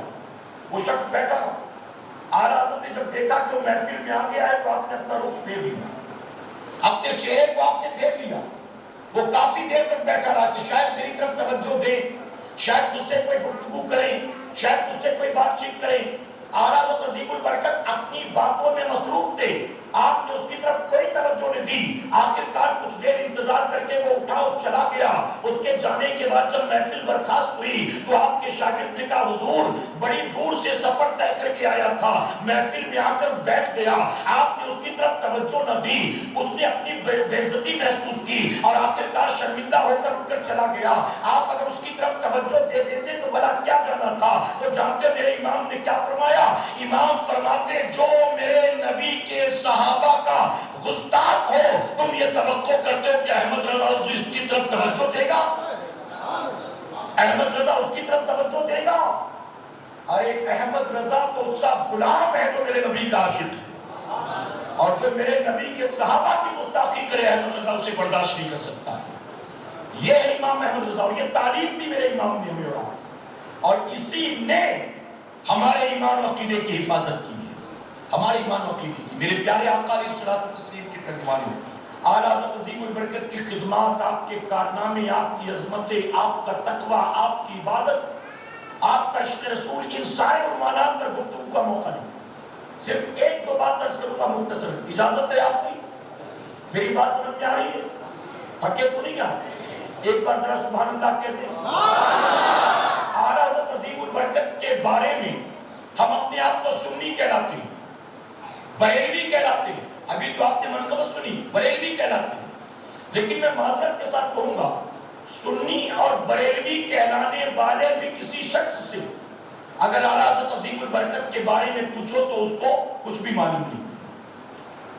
آپ جانتے میرے امام کو اللہ نے جو نئی تحقیق سامنے آئی، اس نئی ریسرچ کے مطابق اسکالرز کہتے ہیں امام احمد رضا خان فاضل بریلوی کو اللہ نے 100 سے زیادہ علوم پر مہارت عطا فرمایا. 100 سے زائد علوم پر اللہ نے ان کو مہارت دی. ہم نے صحیح طور پر امام احمد رضا خان فاضل بریلوی کا لوگوں میں تعارف نہیں کروایا. یا تو ہماری محفلوں میں اعلیٰ حضرت کی نعتیں پڑھی جاتی ہیں، یا تو اعلیٰ حضرت کے فتووں کا ذکر ہوتا ہے. امام احمد رضا نے کہا فلاں کافر، فلاں کافر، فلاں کافر. اس کی شادی میں گئے تو تم بھی کافر، عیادت کو گئے تو تم بھی کافر، رشتہ داری کی تو تم بھی کافر. اب جب ہر محفل میں گھما پھرا کر یہی باتیں ہوتی ہیں تو بہت سے پڑھے لکھے سنی بھی یہ کہتے ہیں امام احمد رضا نے پوری زندگی لگتا ہے لوگوں کو صرف کافر ہی بنایا ہے، علاوہ اس کے انہوں نے دوسرا کوئی کام نہیں کیا. یا تو نعتیں لکھتے تھے یا تو لوگوں کو اسلام سے خارج کرتے تھے. اور اسی لیے بدعقیدہ کہتا ہے کہ بریلی شریف میں ایک مشین نکلی تھی جس کا نام احمد رضا تھا، اور یہ لوگوں کو کافر بنانے والی مشین تھی. یہاں علماء موجود ہیں، علماء کی موجودگی میں ذمہ داری کے ساتھ کہوں گا اگر بریلی میں لوگوں کو کافر بنانے والی کوئی مشین نکلی ہوتی تو اس نے سینکڑوں ہزاروں کو کافر بنا دیا ہوتا. لیکن میرے امام کے تقوی کا، احتیاط کا، عشق رسول کا عالم یہ تھا کہ میرے امام نے اپنی پوری زندگی میں سوائے 4 لوگوں کے کسی 5ویں کو کافر کا فتویٰ نہیں دیا. یہ تو تم تھے، مزار پر جانے والے ہر مسلمان کو تم نے کافر بنایا، کھڑے ہو کر صلاۃ و سلام پڑھنے والے ہر مسلمان کو تم نے کافر بنایا، اولیاء کا عرس منانے والے ہر مسلمان کو تم نے کافر کا فتویٰ دیا، کھانا سامنے رکھ کر فاتحہ کرنے والے کو تم نے مشرک کا فتویٰ دیا. یہ تو تم تھے جو مسلمانوں کو اسلام سے خارج کرنے کے لیے نکلے تھے. میرے امام نے یاد رکھنا پوری زندگی میں 4 کے سوا 5ویں کو کافر کا فتویٰ نہیں دیا. اور میرے امام کے احتیاط کا عالم یہ تھا، اسماعیل دہلوی جس کی کتابیں اس کے کفر سے بھری پڑی ہوئی ہیں، تقویۃ الایمان کو اٹھا کر دیکھ لیں، ایمان کو تباہ برباد کرنے والی کتاب، اس نے نہ جانے کیسے کیسے کفر بکے تھے اس کتاب کے اندر. اعلیٰ حضرت عظیم البرکت سے پہلے وہ دنیا سے جا چکا تھا. امام احمد رضا نے اس کے بارے میں تحقیق کی تو جانتے ہو کیا پتا چلا؟ لوگوں میں یہ مشہور ہو چکا تھا کہ اسماعیل دہلوی نے جو کچھ کتابوں میں لکھا تھا مرنے سے پہلے اس نے رجوع کر لیا تھا، مرنے سے پہلے اس نے توبہ کر لی تھی. حالانکہ اسی گستاخی کی وجہ سے سرحد کے پٹھانوں نے اس کو قتل کر دیا تھا. لیکن اس کو قتل کون کرتا ہے؟ لوگ کہتے ہیں شہید ہو گیا وہ اسلام کی خاطر. میرے پیارے آقا کے پیغمبروں، بہرحال عرض یہ کر رہا تھا اسماعیل دہلوی کی کتابیں اس کے کفر یا عقیدے سے بھری ہیں، لیکن اس کے بارے میں لوگوں میں یہ مشہور تھا کہ مرنے سے پہلے اس نے توبہ کر لی تھی. تو میرے امام کی احتیاط کا عالم یہ تھا کہ میرے امام نے اسی وجہ سے اسماعیل دہلوی کو بھی کافر کا فتویٰ نہیں دیا. اور یہ بھی سن لو، جن 4 لوگوں کو میرے امام نے کافر کا فتویٰ دیا، آپ نے انہیں کافر بنایا نہیں ہے، بلکہ آپ نے ایسے کفار کو جو مسلمانوں کے لبادے میں مسلمانوں سے دھوکے کر رہے تھے، آپ نے انہیں بے نقاب فرمایا. آپ نے بنایا نہیں ہے، بے نقاب کیا ہے کہ دنیا جنہیں مسلمان سمجھے بیٹھی ہے یہ مسلمان نہیں ہے. اور میں اللہ کے گھر میں موجود ہوں، چیلنج کے ساتھ کہتا ہوں، یہاں نہیں کئی جگہ کہہ چکا، ورنہ کہیں گے اپنے مجمع میں چیلنج کر کے مطلب کیا ہے. اے مسلمانوں، ہر جگہ جا کر کہتا ہوں، جن 4 لوگوں کو میرے امام نے کافر کا فتویٰ دے دیا، قیامت تک ان کی نسلیں بھی انہیں مسلمان ثابت نہیں کر سکتی. لیکن آج ہم سے پوچھا جائے تو ہمیں خود اپنے امام کے بارے میں معلوم نہیں ہے، اور امام احمد رضا کے بارے میں، یہ تو ابھی کے بزرگ ان کے بارے میں معلوم نہیں. ہم حنفی ہیں، اگر ہم سے پوچھا جائے امام اعظم ابو حنیفہ کا نام کیا، تو حنفی ہو کر ہماری اکثریت بھی اس کا جواب نہیں دے سکتی. ابو حنیفہ کہیں گے نام کیا اصل نعمان بن ثابت پتہ ہی نہیں ہے، تو دین سیکھو کہ انشاءاللہ. صرف رسم و رواج والے سنی نہیں، دین سیکھو. اور میں یہ بھی کہتا ہوں سن لو، اگر دین سیکھنا چاہتے ہو نا تو مخدوم ماہی نہیں ہو کہ آپ کو پڑھانے کے لیے خضر علیہ السلام آئیں گے. آپ کو خود ہی انتظام کرنا پڑے گا. آپ کے منچر کی سرزمین پر علماء کی کمی نہیں ہے. آپ کسی عالم سے، کسی حافظ قرآن سے دوستی کریں، تھوڑا سا وقت اس کا لیں، تھوڑا سا وقت آپ دیں اور اس کے پاس بیٹھ کر دین کو سیکھیں. آپ مجھے بتائیں آپ کی مسجد کے امام صاحب، اگر آپ امام صاحب سے کہیں کہ حضرت عشاء کی نماز کے بعد ذرا مجھے 5 منٹ کا ٹائم دیجیے. اب عشاء کی نماز سے فارغ ہوئے، سارے چلے گئے، امام صاحب نے کہا بتاؤ کیا کام ہے؟ آپ کہیں کہ حضرت آپ یہاں بیٹھ جائیے، میں آپ کو 2 رکعت نماز پڑھ کے دکھاتا ہوں، آپ دیکھ لیں میرا رکوع، میرا قیام، میرا سجدہ صحیح ہے کہ نہیں ہے، دیکھ لیں. امام صاحب ناراض ہو جائیں گے؟ امام صاحب کہیں گے میرے پاس فالتو ٹائم نہیں ہے یہ سب کام میں. کہیں گے اگر آپ اپنی مسجد کے امام سے کہیں کہ حضرت ذرا وضو خانے پہ چلیں 5 منٹ کے لیے، آپ بیٹھیں، میں وضو کر کے آپ کو دکھاتا ہوں، آپ دیکھ لیں میرا وضو صحیح ہے کہ نہیں ہے، تو امام صاحب منع کریں گے؟ امام صاحب ناراض ہوں گے؟ ارے ہم نے علماء سے فائدہ اٹھانے کی کوشش ہی نہیں کی، ہم تو صرف جمعہ کی 2 رکعت پڑھنے چلے آتے ہیں، اور جمعہ کی 2 رکعت پڑھ کے جب جاتے ہیں نا تو باقی ہفتے کے باقی دن اپنے ہی امام کو گالیاں دیتے رہتے ہیں، اسی کی غیبت اور چغلی کرتے رہتے ہیں. میرے پیارے آقا کے پیغمبروں دین سیکھنے والے بنو کہ انشاءاللہ، ورنہ یہ وہ دور ہے کہ نبی نے فرمایا تھا ہتھیلی پر آگ کو لے کر چلنا آسان ہوگا، ایمان بچانا مشکل ہو جائے گا. تلوار کی تیز دھار پر چلنا آسان ہوگا، ایمان بچانا مشکل ہو جائے گا. اور جسے میرے امام نے اپنے الفاظ میں یوں کہا، سونا جنگل رات اندھیری، چھائی بدری کالی ہے، سونے والوں جاگتے رہنا چوروں کی رکھوالی ہے. اللہ کا بے پناہ کرم اور احسان ہے، آپ کے منچر کی سرزمین ان باطل عقائد والوں سے اب تک بچی ہوئی ہے. جو ان کا دکا ہے وہ چھپ چھپا کر ہے، آنے والے وقت میں کیا ہوگا ہم نہیں جانتے. اس لیے ضروری ہے اپنے بعد اپنے نسلوں کو سنی بنائے رکھنا ہے تو اپنی نسلوں تک سنیت کو منتقل کرنے کی کوشش کریں انشاءاللہ. محض رسم و رواج والے نہیں، علم والے عمل والے سنی بنے گے انشاءاللہ. میرے پیارے آقا کے پیغمبروں 100 سے زائد علوم پر مہارت اللہ نے انہیں دی، اور ہمیں پتہ ہی نہیں کہ ان کو کون کون سا علم تھا. سیکھیں گے نا انشاءاللہ. امام حسن مجتبی رضی اللہ تعالیٰ عنہ، اگر میں امام حسن کے بارے میں کچھ نہ بھی بتاؤں، صرف حضور نے جو اہل بیت کے بارے میں فضائل بیان کیے نا، اگر وہ بھی بیان کر دوں تو نبی نے جو اپنی آل کے فضائل بیان کیے، وہ فضائل صرف امام حسن حسین کے لیے نہیں بلکہ قیامت تک آنے والے سادات کرام کے لیے. سبحان اللہ. سبحان. وہی تعریف غریب نواز کی، وہی تعریف غوث اعظم کی، وہی تعریف مخدوم چوچا کی، وہی تعریف ہوگی امام ضیاء الدین کی، وہی تعریف ہوگی امام حسین کی، وہی تعریف ہوگی امام حسن مجتبی کی. یاد رکھنا اہل بیت کی محبت ہمارے ایمان کا حصہ. بے شک اگر کوئی اہل بیت سے محبت نہیں کرتا تو سن لو، میرے آقا فرماتے کوئی شخص اگر خانے کعبہ کے گوشے میں چلا جائے اور پوری زندگی روزہ رکھے، نمازیں پڑھے، اور وہیں پر اسے موت آ جائے میرے اہل بیت کی دشمنی میں، تو آپ فرماتے ہیں کہ پھر وہ یہودی بن کر مرے یا عیسائی بن کر مرے، مجھے اس کی کوئی پرواہ نہیں.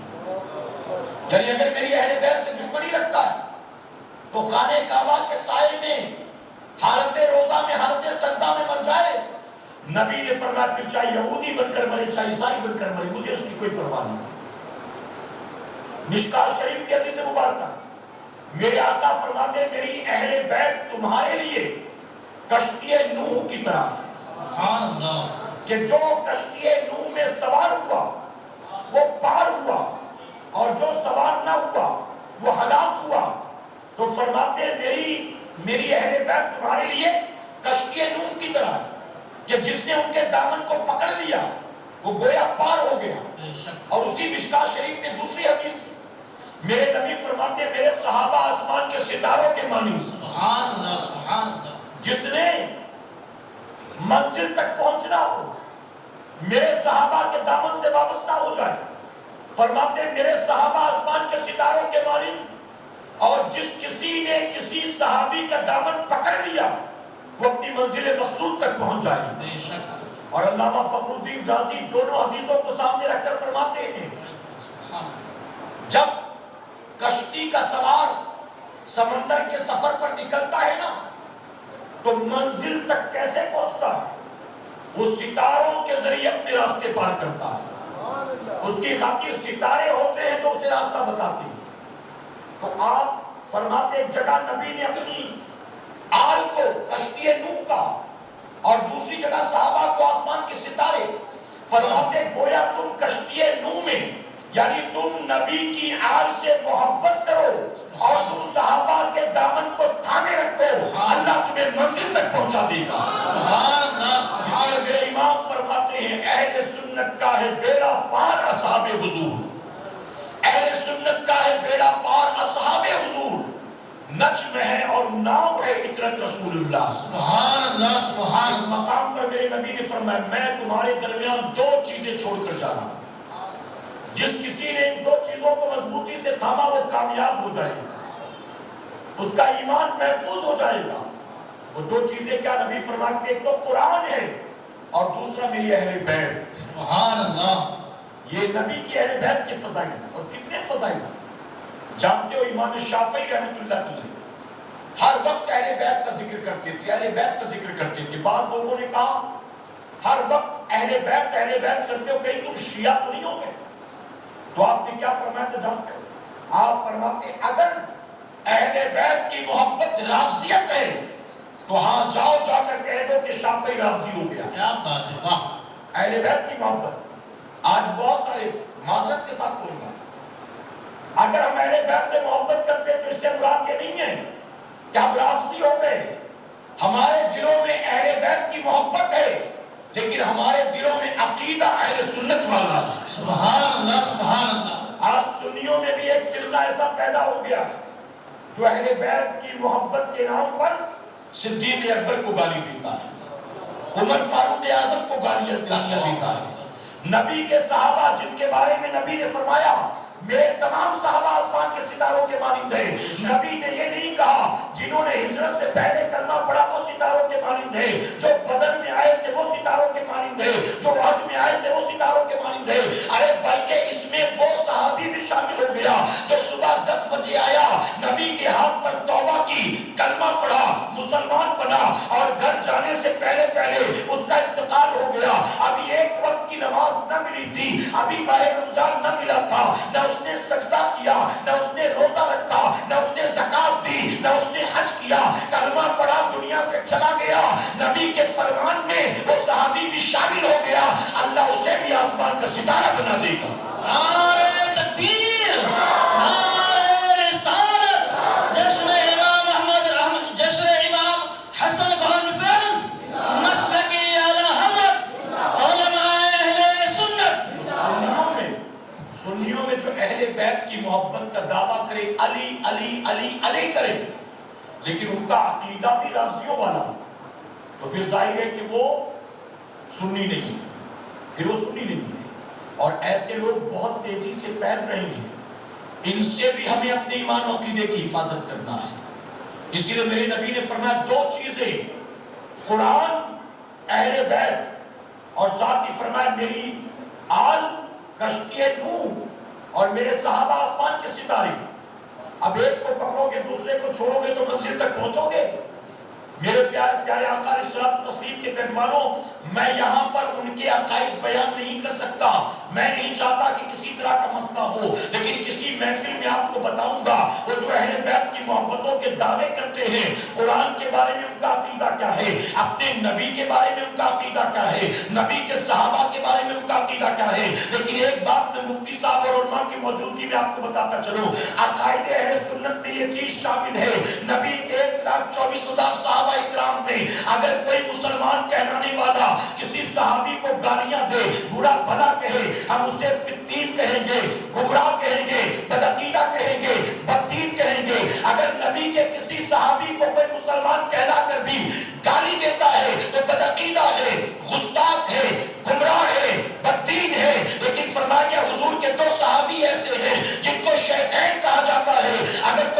مسلمان کہلانے والا ان کی گستاخی کرے تو گمراہ بدین نہیں ہے، وہ مرتد ہو جاتا ہے۔ اور وہ دو صحابی کون ہیں؟ ایک صدیق اکبر ہیں اور ایک عمر فاروق اعظم۔ سبحان اللہ سبحان اللہ۔ اب کوئی اپنے آپ کو کہ میں اہل بیت سے محبت کرتا ہوں اور وہ رافضیوں کے عقیدے کے مطابق نبی کے ان غلاموں کو گالیاں دے تو کیا مسلمان ہے؟ تو سنی کہاں سے ہوگا؟ جب مسلمان ہی نہیں تو سنی کہاں سے ہوا؟ میرے پیارے آقا علیہ الصلوۃ والتسلیم کے پیروانوں، امام حسن مجتبی رضی اللہ تعالیٰ عنہ حضرت اسامہ بن زید رضی اللہ عنہ فرماتے ایک مرتبہ رات کے وقت مجھے کوئی کام یاد آیا، کوئی حاجت یاد آئی، میں اپنے نبی کی بارگاہ میں حاضر ہوا، دروازے پر دستک دی، آقا نے دروازہ کھولا۔ توجہ ہے نا آپ کی؟ تھکے تو نہیں نا؟ بس میں 10 منٹ اور بولوں گا، اجازت ہے آپ کی؟ سبحان اللہ سارے ذرا محبت سے کہیں سبحان اللہ۔ سبحان اللہ۔ اچھا محفل اگر 12:30 بھی ختم ہو تو بھی آپ تو 10 منٹ میں گھر پہنچ جائیں گے نا؟ جو دور سے آئے وہ بھی 10 منٹ میں، ہمیں تو پھر بھی پہنچنے میں بہت ٹائم لگے گا، تو آپ کو نیند ہمارے مقابلے زیادہ ہی مل جائے گی نا، تو تھوڑا سا 10 منٹ اور ٹائم دیں گے آپ؟ اور میں منچر میں بھی آیا ہوں بہت سالوں کے بعد میں، کبھی ہمارے کمیل خان صاحب بلایا کرتے تھے، وہ بہت پہلے کی بات ہے، لیکن اب تو آ کر ہمیں منچر میں خود نے ڈھونڈنا پڑتا ہے کہ میں کمیل بھائی کہاں ہے، ہمیں خود نے تلاش کرنا پڑتا ہے۔ تو کئی سالوں کے بعد آیا ہوں تو 10 منٹ اور لوں گا، اجازت ہے آپ کی؟ اس کی وجہ کہ پھر ملاقات کب ہم نہیں جانتے ہیں، پھر کب ملاقات ہو، اس لیے یہ باتیں عرض کرنا بہت ضروری ہے۔ حضرت اسامہ بن زید رضی اللہ عنہ فرماتے ہیں میں حضور کے دروازے پر پہنچا، میں نے دستک دی، حضور اکرم صلی اللہ علیہ وسلم باہر تشریف لائے، میں نے آقا کے سامنے اپنی عرضی رکھی، میرے آقا نے میرا کام بنا دیا، لیکن کہتے میں دیکھ کر حیران تھا، حضور اکرم صلی اللہ علیہ وسلم نے چادر اوڑھ رکھی تھی اور مجھے دکھائی دیا کہ چادر دائیں بائیں سے پھیلی ہوئی، ایسا لگا جیسے چادر میں کوئی ہے، تو میں نے ادباً عرض کیا یا رسول اللہ صلی اللہ علیہ وسلم یہ چادر آپ کی نیچے کی طرف سے پھیلی ہوئی کیوں ہے؟ تو عرض کرتے نبی نے چادر کو ہٹا دیا، میں نے دیکھا ایک پہلو میں امام حسن تھے، ایک پہلو میں امام حسین تھے، دونوں میرے نبی سے لپٹے ہوئے تھے، یعنی گویا کمرے میں میرے آقا دونوں نوازوں کے ساتھ کھیل رہے تھے۔ اسامہ بن زید نے جب دستک دی نبی بڑھے تو یہ دونوں بھی لپٹ گئے، تو نبی یوں ہی لے کر باہر آ گئے۔ اسامہ بن زید کہتے نبی نے فرمایا اے اسامہ یہ میرے بیٹے ہیں، میں ان سے محبت کرتا ہوں، تو بھی ان سے محبت کر، محبت سے کہیں اے اسامہ یہ میرے بیٹے ہیں، میں ان سے محبت کرتا ہوں، تو بھی ان سے محبت کر۔ اور پھر آگے میرے نبی نے یہ تو اسامہ سے کہا، آگے میرے آقا فرماتے ہیں اللہ یہ مجھے پیارے ہیں، تو بھی ان سے پیار کر، سبحان اللہ۔ اور جو ان سے پیار کرے مولا تو اس سے بھی پیار کر۔ اب مفسرین کہتے ہیں کہ اسامہ بن زید نے پوچھا یہ کون ہے؟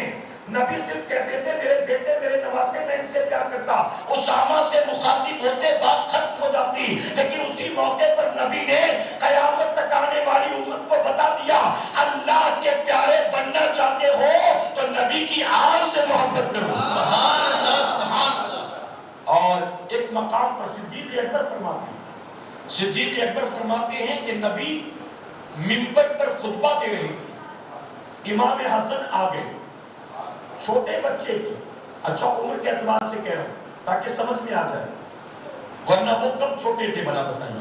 سبحان اللہ۔ وہ کبھی چھوٹے تھے؟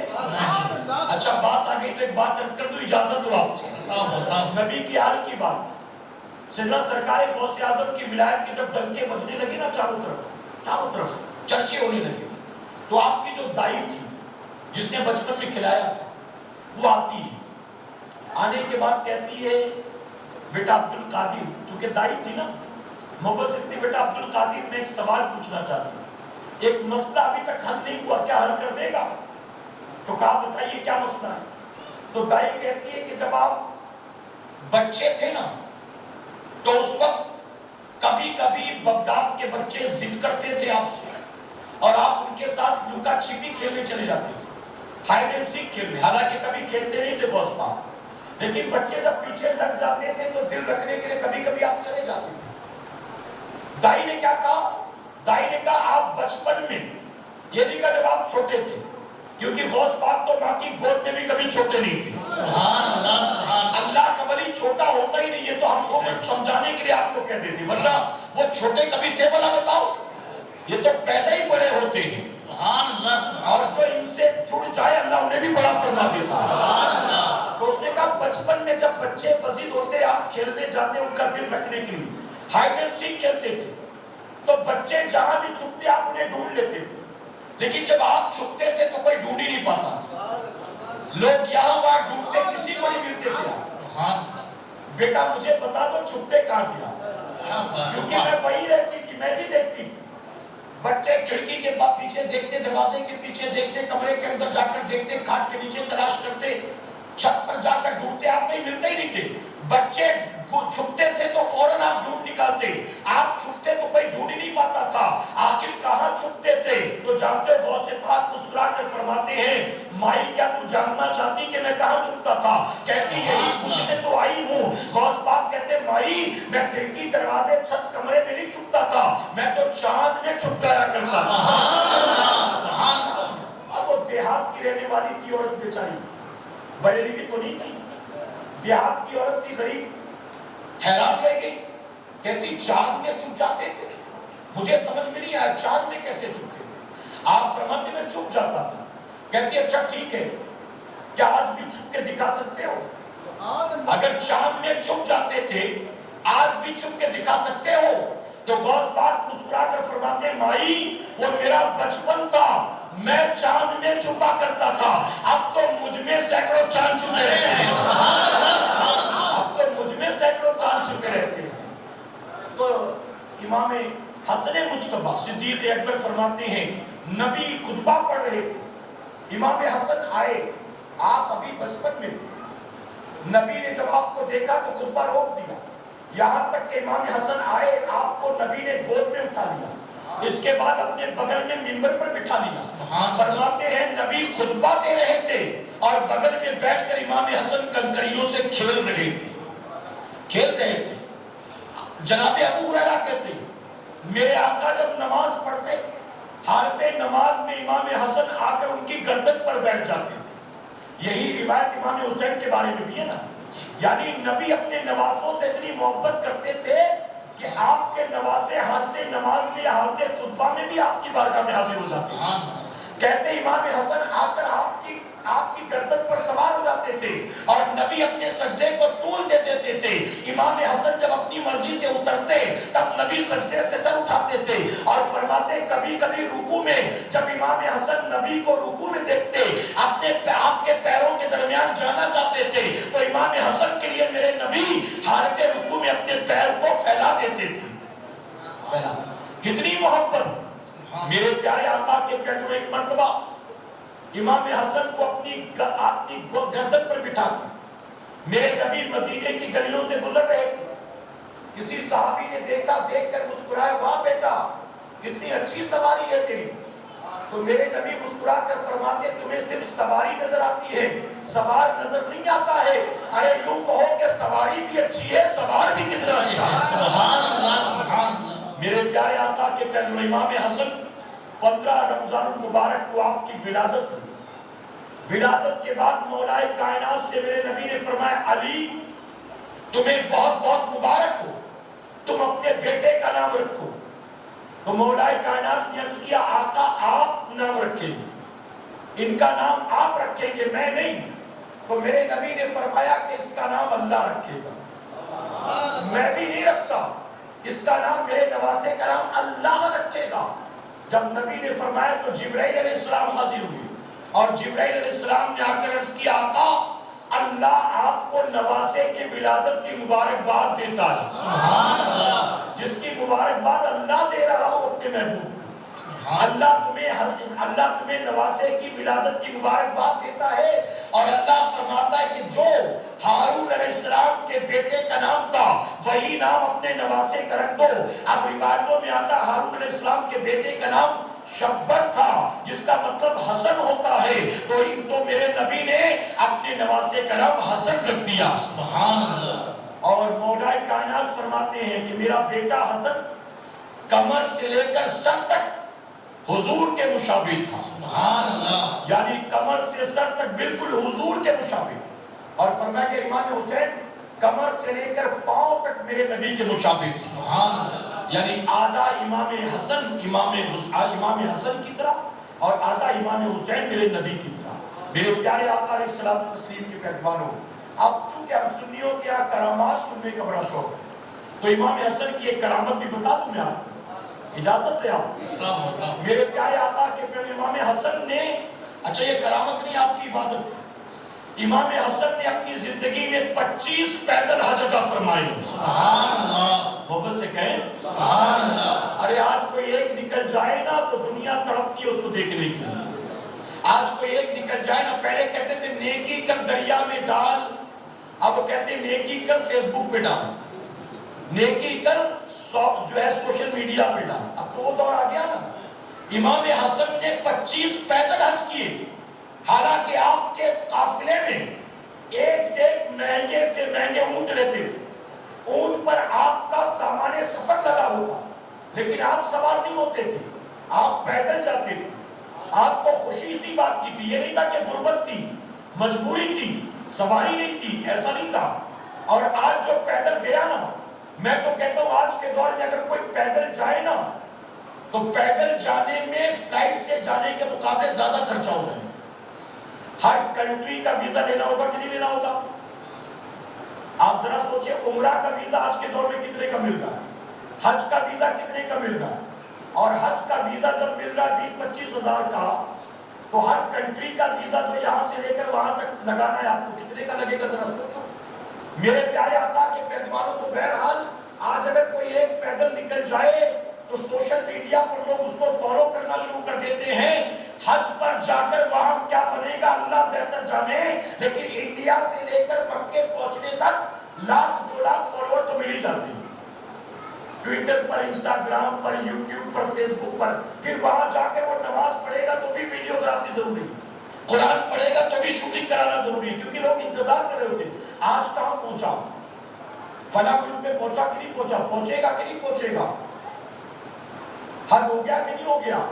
اچھا ہم سے بھی، میں بھی اس سال حج کر کے آیا اللہ کے فضل و کرم سے۔ سبحان اللہ۔ سبحان کچھ ملنے والوں نے کہا وہ دکھاتا کہ نہیں دکھاتا، ارے مینا میں تو دکھا ہی ہوگا نا، کہیں تو دکھا ہوگا نا، اتنا لوگ ہائپ دیتے اس چیز کو۔ آپ نے پوری زندگی میں 25 پیدل حج ادا کیا، فرمایا کہ ایک مرتبہ آپ کے پاؤں مبارک میں ورم پڑ گیا، دوران سفر پاؤں میں ورم، آپ کے خدام جو ساتھ تھے مزید ہو گئے، حضرت سواری پر سوار ہو جائے، ہو سکتا ہے کہ ورم اچھا ہو جائے، جب تک ورم اچھا نہیں ہوتا جب تک سواری پر سوار ہو جائے۔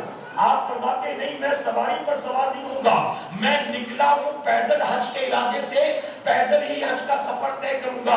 اور فرمایا گیا کہ آپ نے نبی کے وسیلے سے دعا کی اور آپ کے پاؤں کا ورم فوراً جاتا رہا۔ ایک مرتبہ آپ سفر میں تھے، آپ کے ساتھ ایک اور صحابی تھے، ایک مقام پر آپ ٹھہرے آرام کرنے کے لیے، سوکھے درخت تھے، کرامت بتا رہا ہوں، سوکھے درخت، ایک سوکھے درخت کی جڑ کو ٹیک لگا کر آپ لیٹ گئے، دوسرے سوکھے درخت کی جڑ کو ٹیک لگا کر وہ صحابی لیٹ گئے۔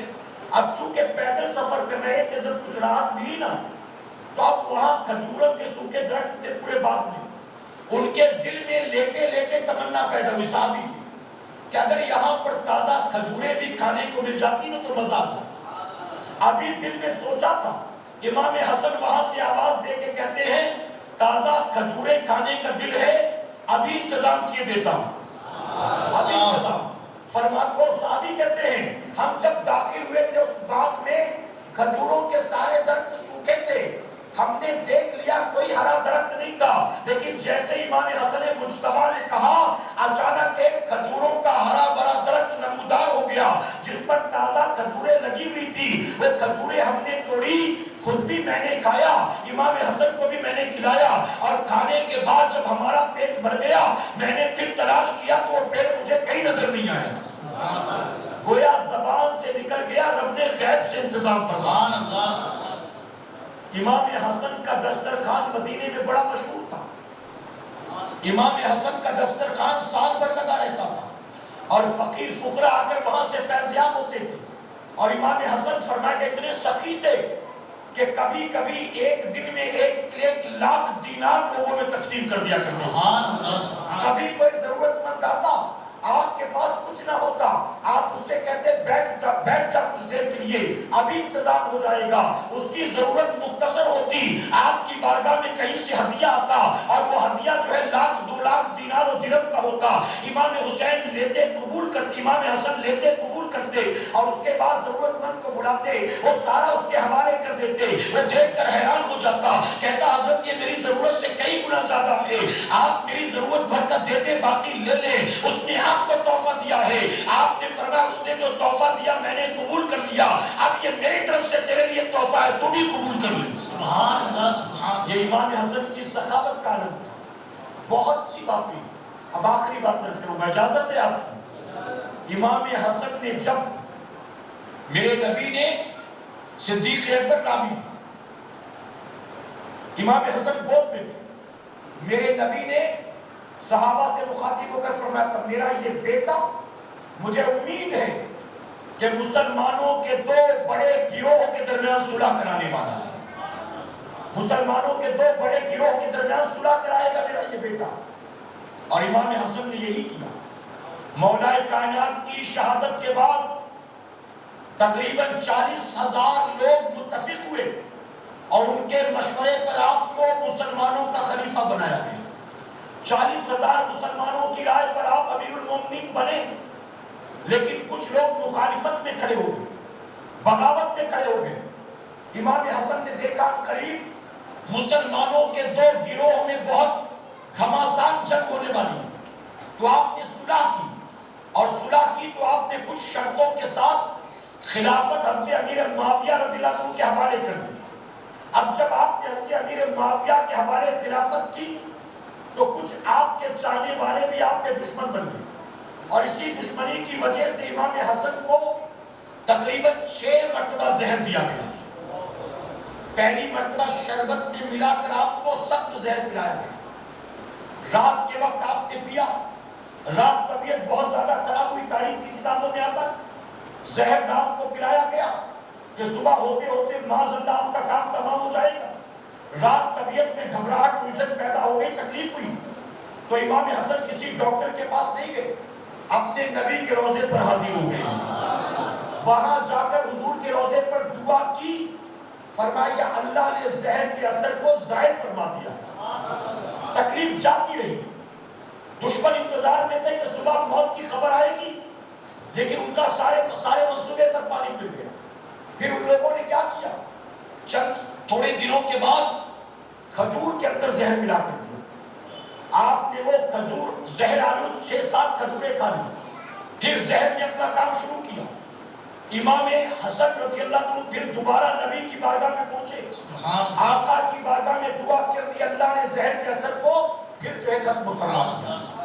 اس طرح سے 5 مرتبہ ہوا, کھلایا گیا, پلایا گیا, آپ دعا کرتے زہر کا اثر چلا جاتا.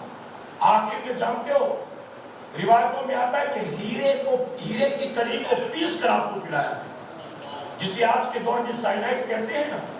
ہیرے کی کلی کو پیس کر آپ کو پلا دیا گیا رات کے وقت. آپ نے پیا, جس کی وجہ سے قے شروع ہو گئی, الجھن گھبراہٹ شروع ہو گئی, یہاں تک کہ حضور کی بارگاہ میں جانے تک کی طاقت نہ رہی.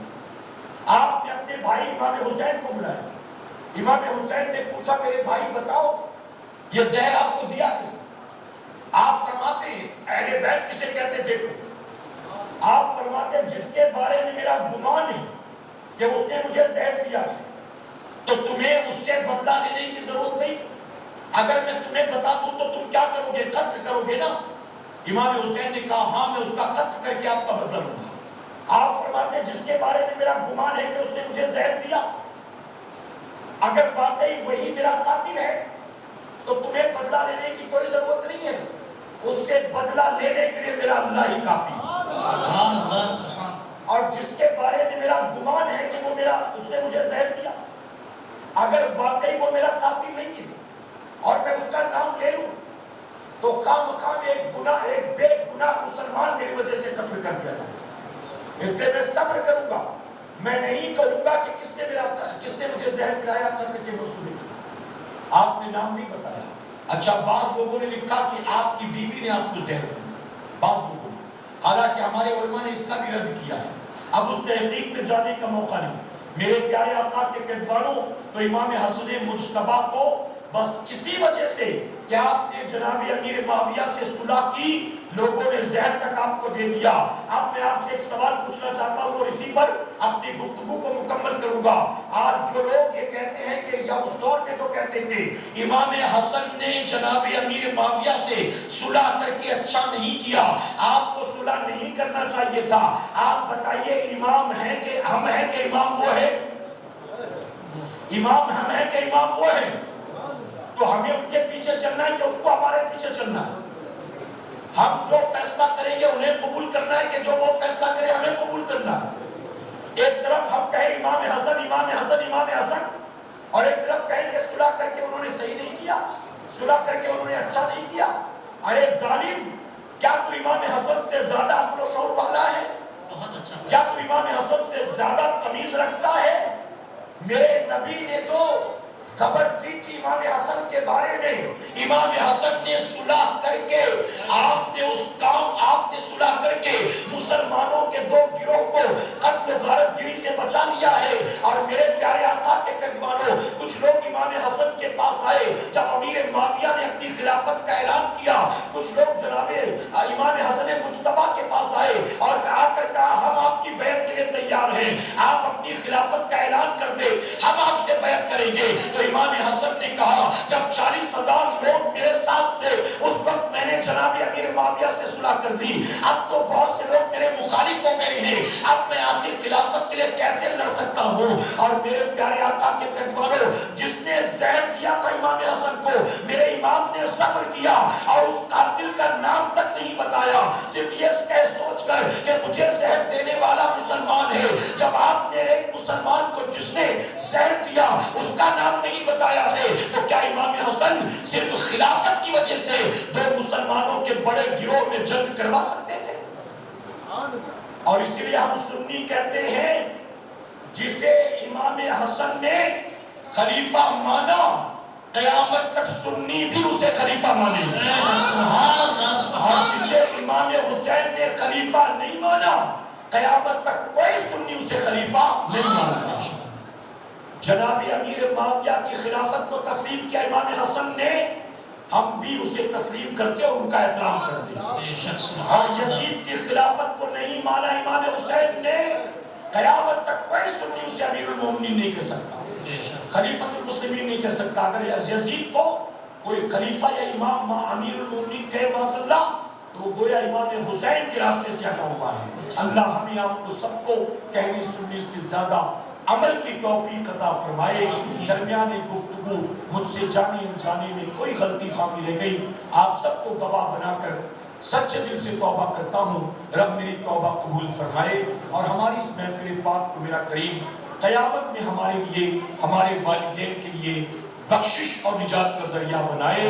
वमा अलैना इल्लल बलाग। मेरी तमाम बातें आपकी समझ में आएंगे ना? दीन को सीखने की कोशिश करेंगे ना इंशाअल्लाह। मेरे प्यारे आका अलैहिस्सलातु तस्लीम के पैगंबरों, अब 2-3 ऐलान और उसके बाद फिर सलातो सलाम। इजाजत है आपकी? थके तो नहीं ना? सबसे पहला ऐलान तो ये, जैसे मैंने कहा ना, दीन से मोहब्बत करें, दीन सीखें, अपनी औलाद को दीन सिखाएं। अल्हम्दुलिल्लाह आपके मंजर की सरजमीन पर भी आप जानते हैं, आलमी तहरीक सुन्नी दावत इस्लामी के ज़ेर एहतमाम एक मदरसा चल रहा है। ये छोटे छोटे बच्चे उसी मदरसे से ताल्लुक़ रखते हैं। अल्लाह का बेपनाह करम और एहसान है, अल्लाह रब्बुल इज़्ज़त ने आप सबसे ये काम लिया कि आपने अपने इलाके में मदरसा कायम किया और उस मदरसे से आप लोगों को हाफिज़े कुरान बनाकर, आलिम दीन बनाकर, दीन का खादिम और मुबल्लिग बनाकर उन्हें आगे बढ़ा रही हैं दीन और सुन्नत की खिदमत के लिए। अल्लाह आप सबको जज़ाए खैर अता फरमाए। इस मदरसे से जितने हज़रात भी जुड़े हैं 2005 से लेकर अब तक, अल्लाह सबको दोनों जहां में इसका बेहतर अजर अता फरमाए। और जो लोग नहीं जुड़े हैं, अल्लाह उनके दिलों को इस मदरसे की तरफ माइल फरमाए। याद रखें, اگر کوئی مدرسے سے جڑتا ہے نا تو اس کی روزی میں قلت نہیں ہوتی، مولا برکت عطا فرماتا ہے۔ ہمارے علماء کہتے ہیں مسجد اللہ کا گھر ہے اور مدرسہ رسول اللہ کا گھر ہے۔ تو آپ اگر اس رسول اللہ کے گھر سے جڑیں گے تو کیا بتائیے اللہ برکت نہیں عطا فرمائے؟ تو اس مدرسے سے جڑے، مدرسے میں پڑھنے والے چھوٹے چھوٹے بچے جو اپنا گھر چھوڑ کر، اپنے ماں باپ کو چھوڑ کر، بلکہ اپنا بچپنا چھوڑ کر، کھلونے چھوڑ کر، سب کچھ چھوڑ چھاڑ کر یہاں آ گئے ہیں دین سیکھنے کے لیے، ان بچوں کا احترام کیا کریں، ان چھوٹے چھوٹے بچوں سے محبت کیا کریں، اور ان بچوں کو کسی اور کا نہیں، منچر والوں آپ کی آبادی میں آئے ہیں دین سیکھنے، ان بچوں کو اپنا بچہ سمجھ کر ان کی عزت اور ان سے محبت کیا کریں۔ اور اللہ جو توفیق دے اس مدرسے کی اور مدرسے والوں کی خدمت کی کوشش کیا کریں انشاءاللہ۔ اب آپ یہ نہ سمجھے کہ میں مدرسے کے چندے کا اعلان کرنے والا ہوں، گھبرائیں نہیں آپ کے علاقے کا مدرسہ الحمدللہ، آپ کے علاقے کے مدرسے کے لیے کہیں اور سے چندے کی ضرورت نہیں پڑتی۔ مجھے خوشی ہوئی سن کر کہ منچر والے ہی کافی ہے اپنا مدرسہ چلانے کے لیے۔ میرے پیارے آقا کے پیٹوانوں، ہاں میں چندے کا اعلان تو کروں گا لیکن منچر کے لیے نہیں، اپنی پونا برانچ کے لیے، اور میں امید کرتا ہوں گھبرائیں گے نہیں، ساتھ دیں گے انشاءاللہ۔ میرے پاس وقت نہیں ورنہ میں آپ کو بتاتا کہ مدرسے اور مدرسے والوں کی خدمت کرنے پر اللہ کیا ثواب دیتا ہے۔ اگر 2 منٹ کا ٹائم دے تو بتا دوں آپ جی؟ اچھا حضرت کے پاس تو مائک کے حضرت بول رہے ہیں، باقی تو دل ہی دل میں سوچ رہے ہیں کہ یار ختم ہی نہیں ہو رہا ہے۔ سبحان اللہ۔ اجازت ہو تو بتاؤں میں آپ کو، واقعہ بہت لمبا ہے لیکن پورا تفصیل سے بیان نہیں کروں گا، شارٹ میں۔ آپ نے محمود غزنوی کا نام سنا ہوگا نا، سلطان محمود غزنوی۔ سلطان محمود غزنوی کو 3 باتوں پر ڈاؤٹ تھا۔ ایک تو ڈاؤٹ یہ تھا کہ میں سلطان سلوک الدین کا بیٹا ہوں کہ نہیں۔ لوگوں نے یہ مشہور کر رکھا تھا کہ جب سلطان سلوک الدین نے تیری والدہ سے شادی کی تھی کہ وہ تیری والدہ بیوہ تھی اور تو پہلے سے اس کی گود میں موجود تھا، یعنی تو پہلے شوہر کا بیٹا، سلطان کا بیٹا نہیں۔ عوام میں یہ بات مشہور تھی، تو اس کو ڈاؤٹ تھا کہ میں سلطان کا بیٹا ہوں، کیونکہ کچھ لوگ کہہ رہے تھے تو سلطان کا بیٹا، تو اس کو اس بات میں اشکال تھا۔ دوسرا، سلطان محمود غزنوی کو یہ ڈاؤٹ تھا، علماء جو کہتے ہیں نا العلماء ورثۃ الانبیاء، یعنی علماء انبیاء کے وارث ہیں، تو اس کو ڈاؤٹ تھا کہ یہ حضور کا واقعی فرمان ہے یا اپنی فضیلت میں علماء نے خود ہی گڑھ لیا ہے، اس کو اپنی فضیلت بتاتے بتاتے خود ہی یہ بنا کر لے کر آگے کہ واقعی حضور کا فرمان ہے، اس کو یہ ڈاؤٹ تھا۔ تیسرا، اس کو ڈاؤٹ تھا یہ جو قیامت کے بارے میں کہا جاتا ہے نا، سورج سوا نیزے پر زمین تانبے کی نفس نفسی کا عالم، کیا ایسا بھی دن کوئی آئے گا؟ اس کو ڈاؤٹ تھا، منکر نہیں تھا لیکن دل میں شبہ تھا کہ ایسا بھی وقت آئے گا، یہ جو علماء بیان کرتے ہیں کیا واقعی ایسا ہوگا؟ 3 باتوں کا اشکال تھا۔ ایک رات وہ محل کی چھت پر ٹہل رہا تو دور اس کی نظر پڑی، ایک مکتب میں پڑھنے والا بچہ، غریب کا بچہ دور بیٹھا تھا، محل کی چھت پر جلنے والی مشال کی روشنی میں اپنے سبق کو یاد کر رہا تھا۔ وہ کیا کر رہا تھا؟ وہ کتاب کو اٹھاتا اور اس روشنی میں 2-4 لائن پڑھتا اور پھر بند کر کے اس کو رٹتا رہتا اور اس کے بعد پھر سے کھول کر اگلی 2-4 لائن پڑھتا، پھر بند کر کے رکھتا رہتا۔ جب محمود غزنوی نے 2-4 بار دیکھا بچے کو یہ کرتا ہوا نا، تو اس نے ایک فوجی کو بلایا، ایک خادم، اور ایک مشال دی اور کہا لے جاؤ اس بچے کو دے دو، اور اس بچے سے کہے کہ اس مشال کی روشنی میں اپنا سبق یاد کر لے، اور جب تیل ختم ہو جائے نا تو محل میں آ کر دوبارہ مشال کے لیے تیل لے کر چلے جانا، اور کہا اس بچے کو پہچان لے، دربان کو بتا دے، وہ طالب علم جب بھی آنا جانا چاہے اس کو روکنا نہیں، اس کی جو بھی ضرورت ہے پوری کر دینا اس کو۔ اب سلطان محمود غزنوی نے آرڈر پاس کر دیا، خود جا کر سو گیا۔ جب رات کو اس کی آنکھ لگی نا، ماتھے کی آنکھیں بند ہوئی، اللہ دل کی نگاہوں کو کھول دیتا ہے۔ اس کے خواب میں امام الانبیاء تشریف لے آتے ہیں۔ اب غور سے سننے کا مقام، اب غور سے سنو گے تو بات سمجھ میں آئے گی ورنہ مس کر دو۔ میرے نبی خواب میں آئے اور میرے نبی نے خواب میں آ کر کہا ہے سلوک الدین کے بیٹے، تو نے میرے علم کے وارث کی خدمت کی، کل قیامت کے دن اللہ تجھے اس کا بدلہ عطا فرمائے۔ कुछ लोग समझे, कुछ लोग नहीं समझे। सुभान अल्लाह। अरे जो 3 डाउट थे ना, नबी ने ख्वाब में आके तीनों का जवाब दे दिया। सुभान अल्लाह। आका ने फरमाया, सुबुक्तबीन के बेटे, सुभान अल्लाह। तूने मेरे इल्म के वारिस की खिदमत की, अल्लाह कयामत में तुझे इसका बदला देगा। अब सवालात दिल में थे, किसी मुफ्ती साहब से पूछा नहीं था। जब हुजूर ने क्लियर कर दिया तो महमूद गजनवी परेशान, अर्ज करता है, आका ये जो मेरे डाउट्स थे ये आपको कैसे पता? क्या आप दिलों के राज जानते हैं? नबी फरमाते हैं, मैं तुम्हारे दिलों का हाल भी जानता हूँ, तुम्हें तुम्हारे चेहरों से भी पहचानता हूँ और तुम्हें तुम्हारे नामों से भी पहचानता हूँ। सुभान अल्लाह। अब बताइए, मकतब में पढ़ने वाले बच्चे की वक्त के सुल्तान ने खिदमत की, राशन नहीं बनवाया था, फीस नहीं भरी थी, यूनिफॉर्म सिलवा कर नहीं दिया था, मकतब तामीर नहीं करवाया था, सिर्फ मशाल दे दी थी, रोशनी में सबक याद कर ले, तो उसके ख्वाब में नबियों का इमाम आ गया है। तुम अपने मकतब में पढ़ने वाले, मदरसे में पढ़ने वाले अगर बच्चों को बुलाकर अपने घर खाना खिला दोगे, क्या नबी को खबर नहीं होगी? अरे ये बच्चे यहाँ पर PhD करने, LLB करने, MBBS करने, MBA करने नहीं आए हैं, नबी के दीन का नौकर बनने के लिए आए हैं। सुभान अल्लाह। नबी के दीन के मुबल्लिग बनने आए हैं, सुभान अल्लाह। नबी के दीन के नौकर बनने आए हैं। कितनी प्यारी नौकरी ढूंढने के लिए निकले हैं। हमें भी चाहिए कि हम भी इनकी मदद करें, मोहब्बत भी करें और अल्लाह जो तौफीक दे इनकी खिदमत भी करें। बल्कि मंचर वालों, कभी अपने घर बच्चों के लिए आइसक्रीम ले जाओ ना, तो जरा 25-30 खरीद कर मदरसे में पहुंचा दो, ये भी किसी के बच्चे हैं, ये भी खा लेंगे, अल्लाह सवाब अता फरमाए। सुभान अल्लाह। और अगर 10-10 रुपए की 25 आइसक्रीम खरीद लो, कितना 1-1.5 लाख रुपया खर्चा हो जाएगा। लेकिन इन बच्चों के दिल से दुआ निकलेगी, अपने घर होते तो इनके माँ बाप भी नहीं खिलाते पिलाते, अपने घर नहीं है तुमने खिला दिया, अल्लाह देख रहा है, अल्लाह इसका अजर अता करने वाला है।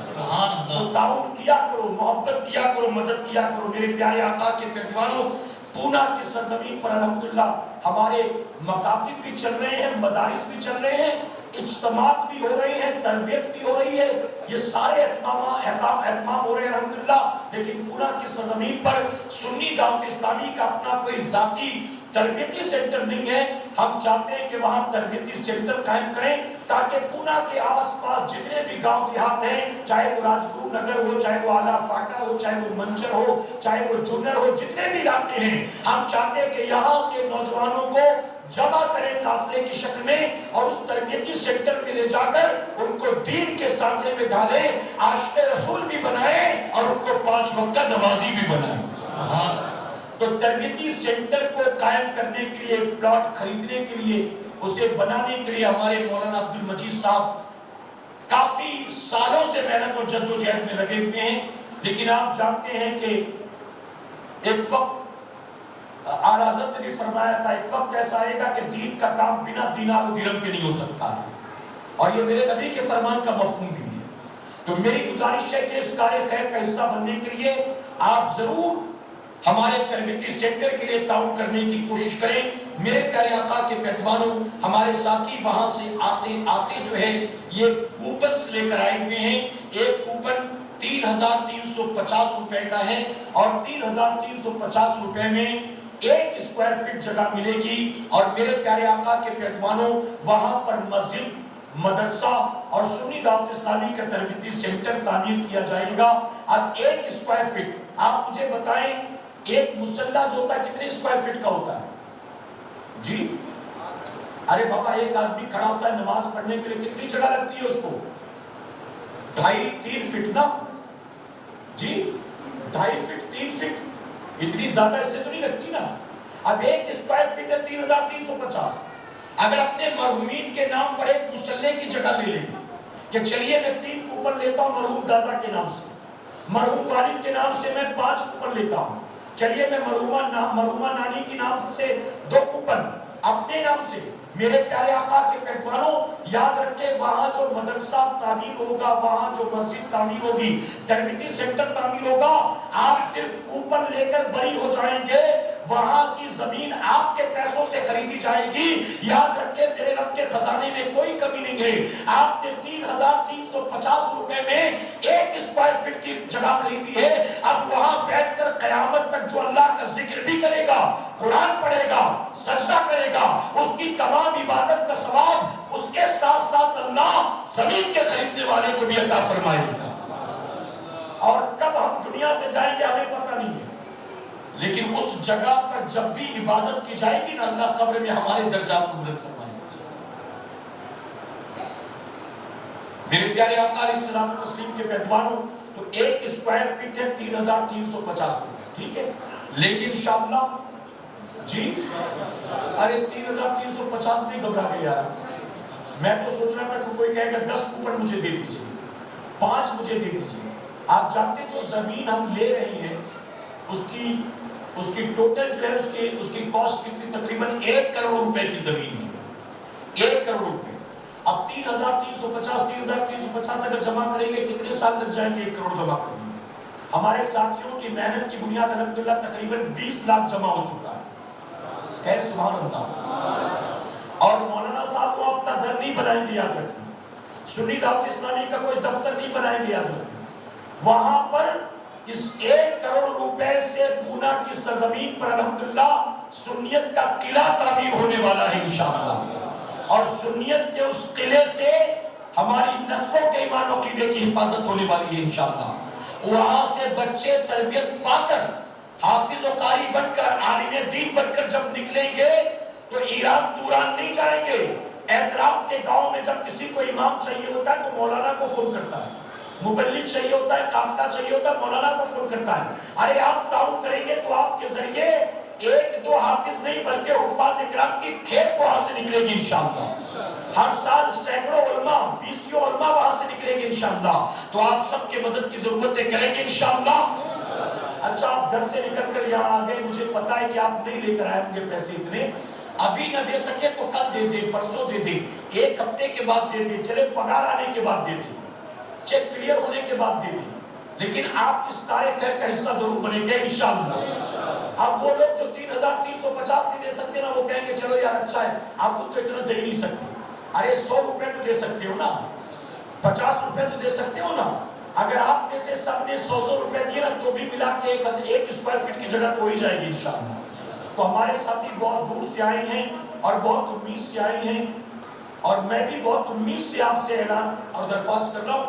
मैं उम्मीद करता हूँ कि आप ताउन करेंगे इंशाअल्लाह, ठीक है। मेरे प्यारे आका अलैहिस्सलाम तस्लीम के पहलवानों, आप जाते जाते जो भी मुमकिन हो 3350 रुपए देंगे तो कूपन लेंगे, और अगर आप ऐसे कुछ दे देते हैं तो कूपन तो नहीं मिल सकेगा उसका, अलबत्ता जो भी हो सके आप जाते जाते दें। मुझसे मुसाफा करते वक्त भी जो देंगे वो भी सारा इंशाअल्लाह उसी में जमा कर दिया जाएगा। मैं गुजारिश करता हूँ, बहुत अच्छा और सुनहरा मौका है इस नेकी को कमाने का और नेक काम का हिस्सा बनने का, हिस्सा बनेंगे इंशाअल्लाह। मेरे प्यारे आका के पहलवानों, जब जाने लगे, बाहर हमारा मकतब भी मौजूद है। मकतब तैयबा से मुस्लिम के 6 हुकूक, एक मुसलमान का दूसरे मुसलमान पर 6 हक है। क्या क्या है? अदा करें तो क्या सवाब मिलेगा, अदा नहीं करेंगे तो क्या अजाब होगा। इसको समझने के लिए मुस्लिम के 6 हुकूक, बेनमाजी का अंजाम, बेनमाजी को जमीन के ऊपर क्या अजाब होगा, कब्र में क्या अजाब होगा, महशर में क्या अजाब होगा, जहन्नम में क्या अजाब होगा, इसको समझने के लिए बेनमाजी का अंजाम। इसी तरह से छोटी सी बुकलेट, एक तरफ दुरूद ज़मज़मिया है, एक तरफ हुजूर के नारे पाक का नक्श, अंदर छोटी छोटी दुआएं, छोटे छोटे दुरूद शरीफ, बड़े बड़े फजाइल।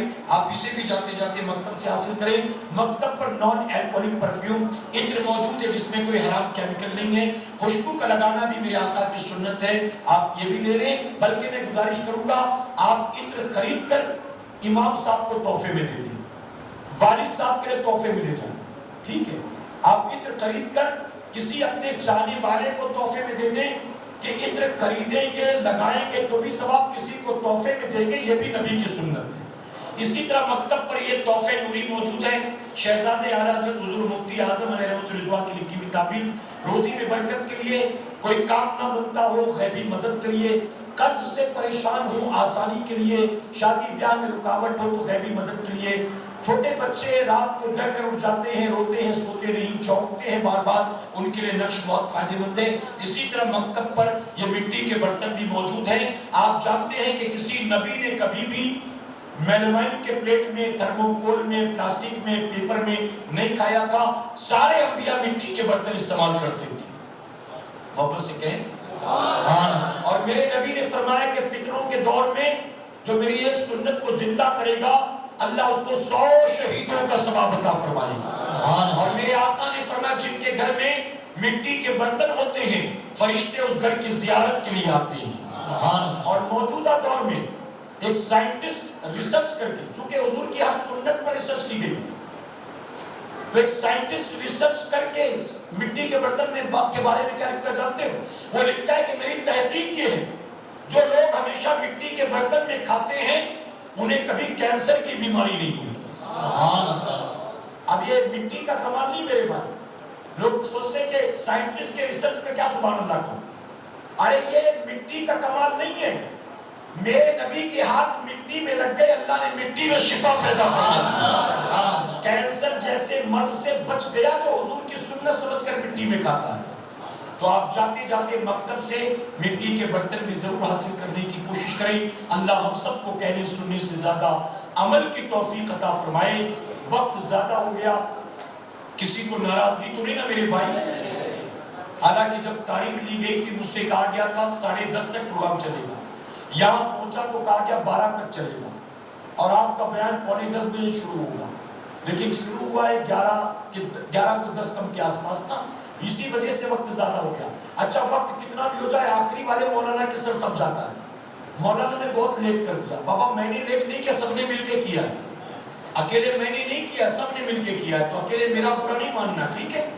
السلام علیکم ورحمۃ اللہ وبرکاتہ.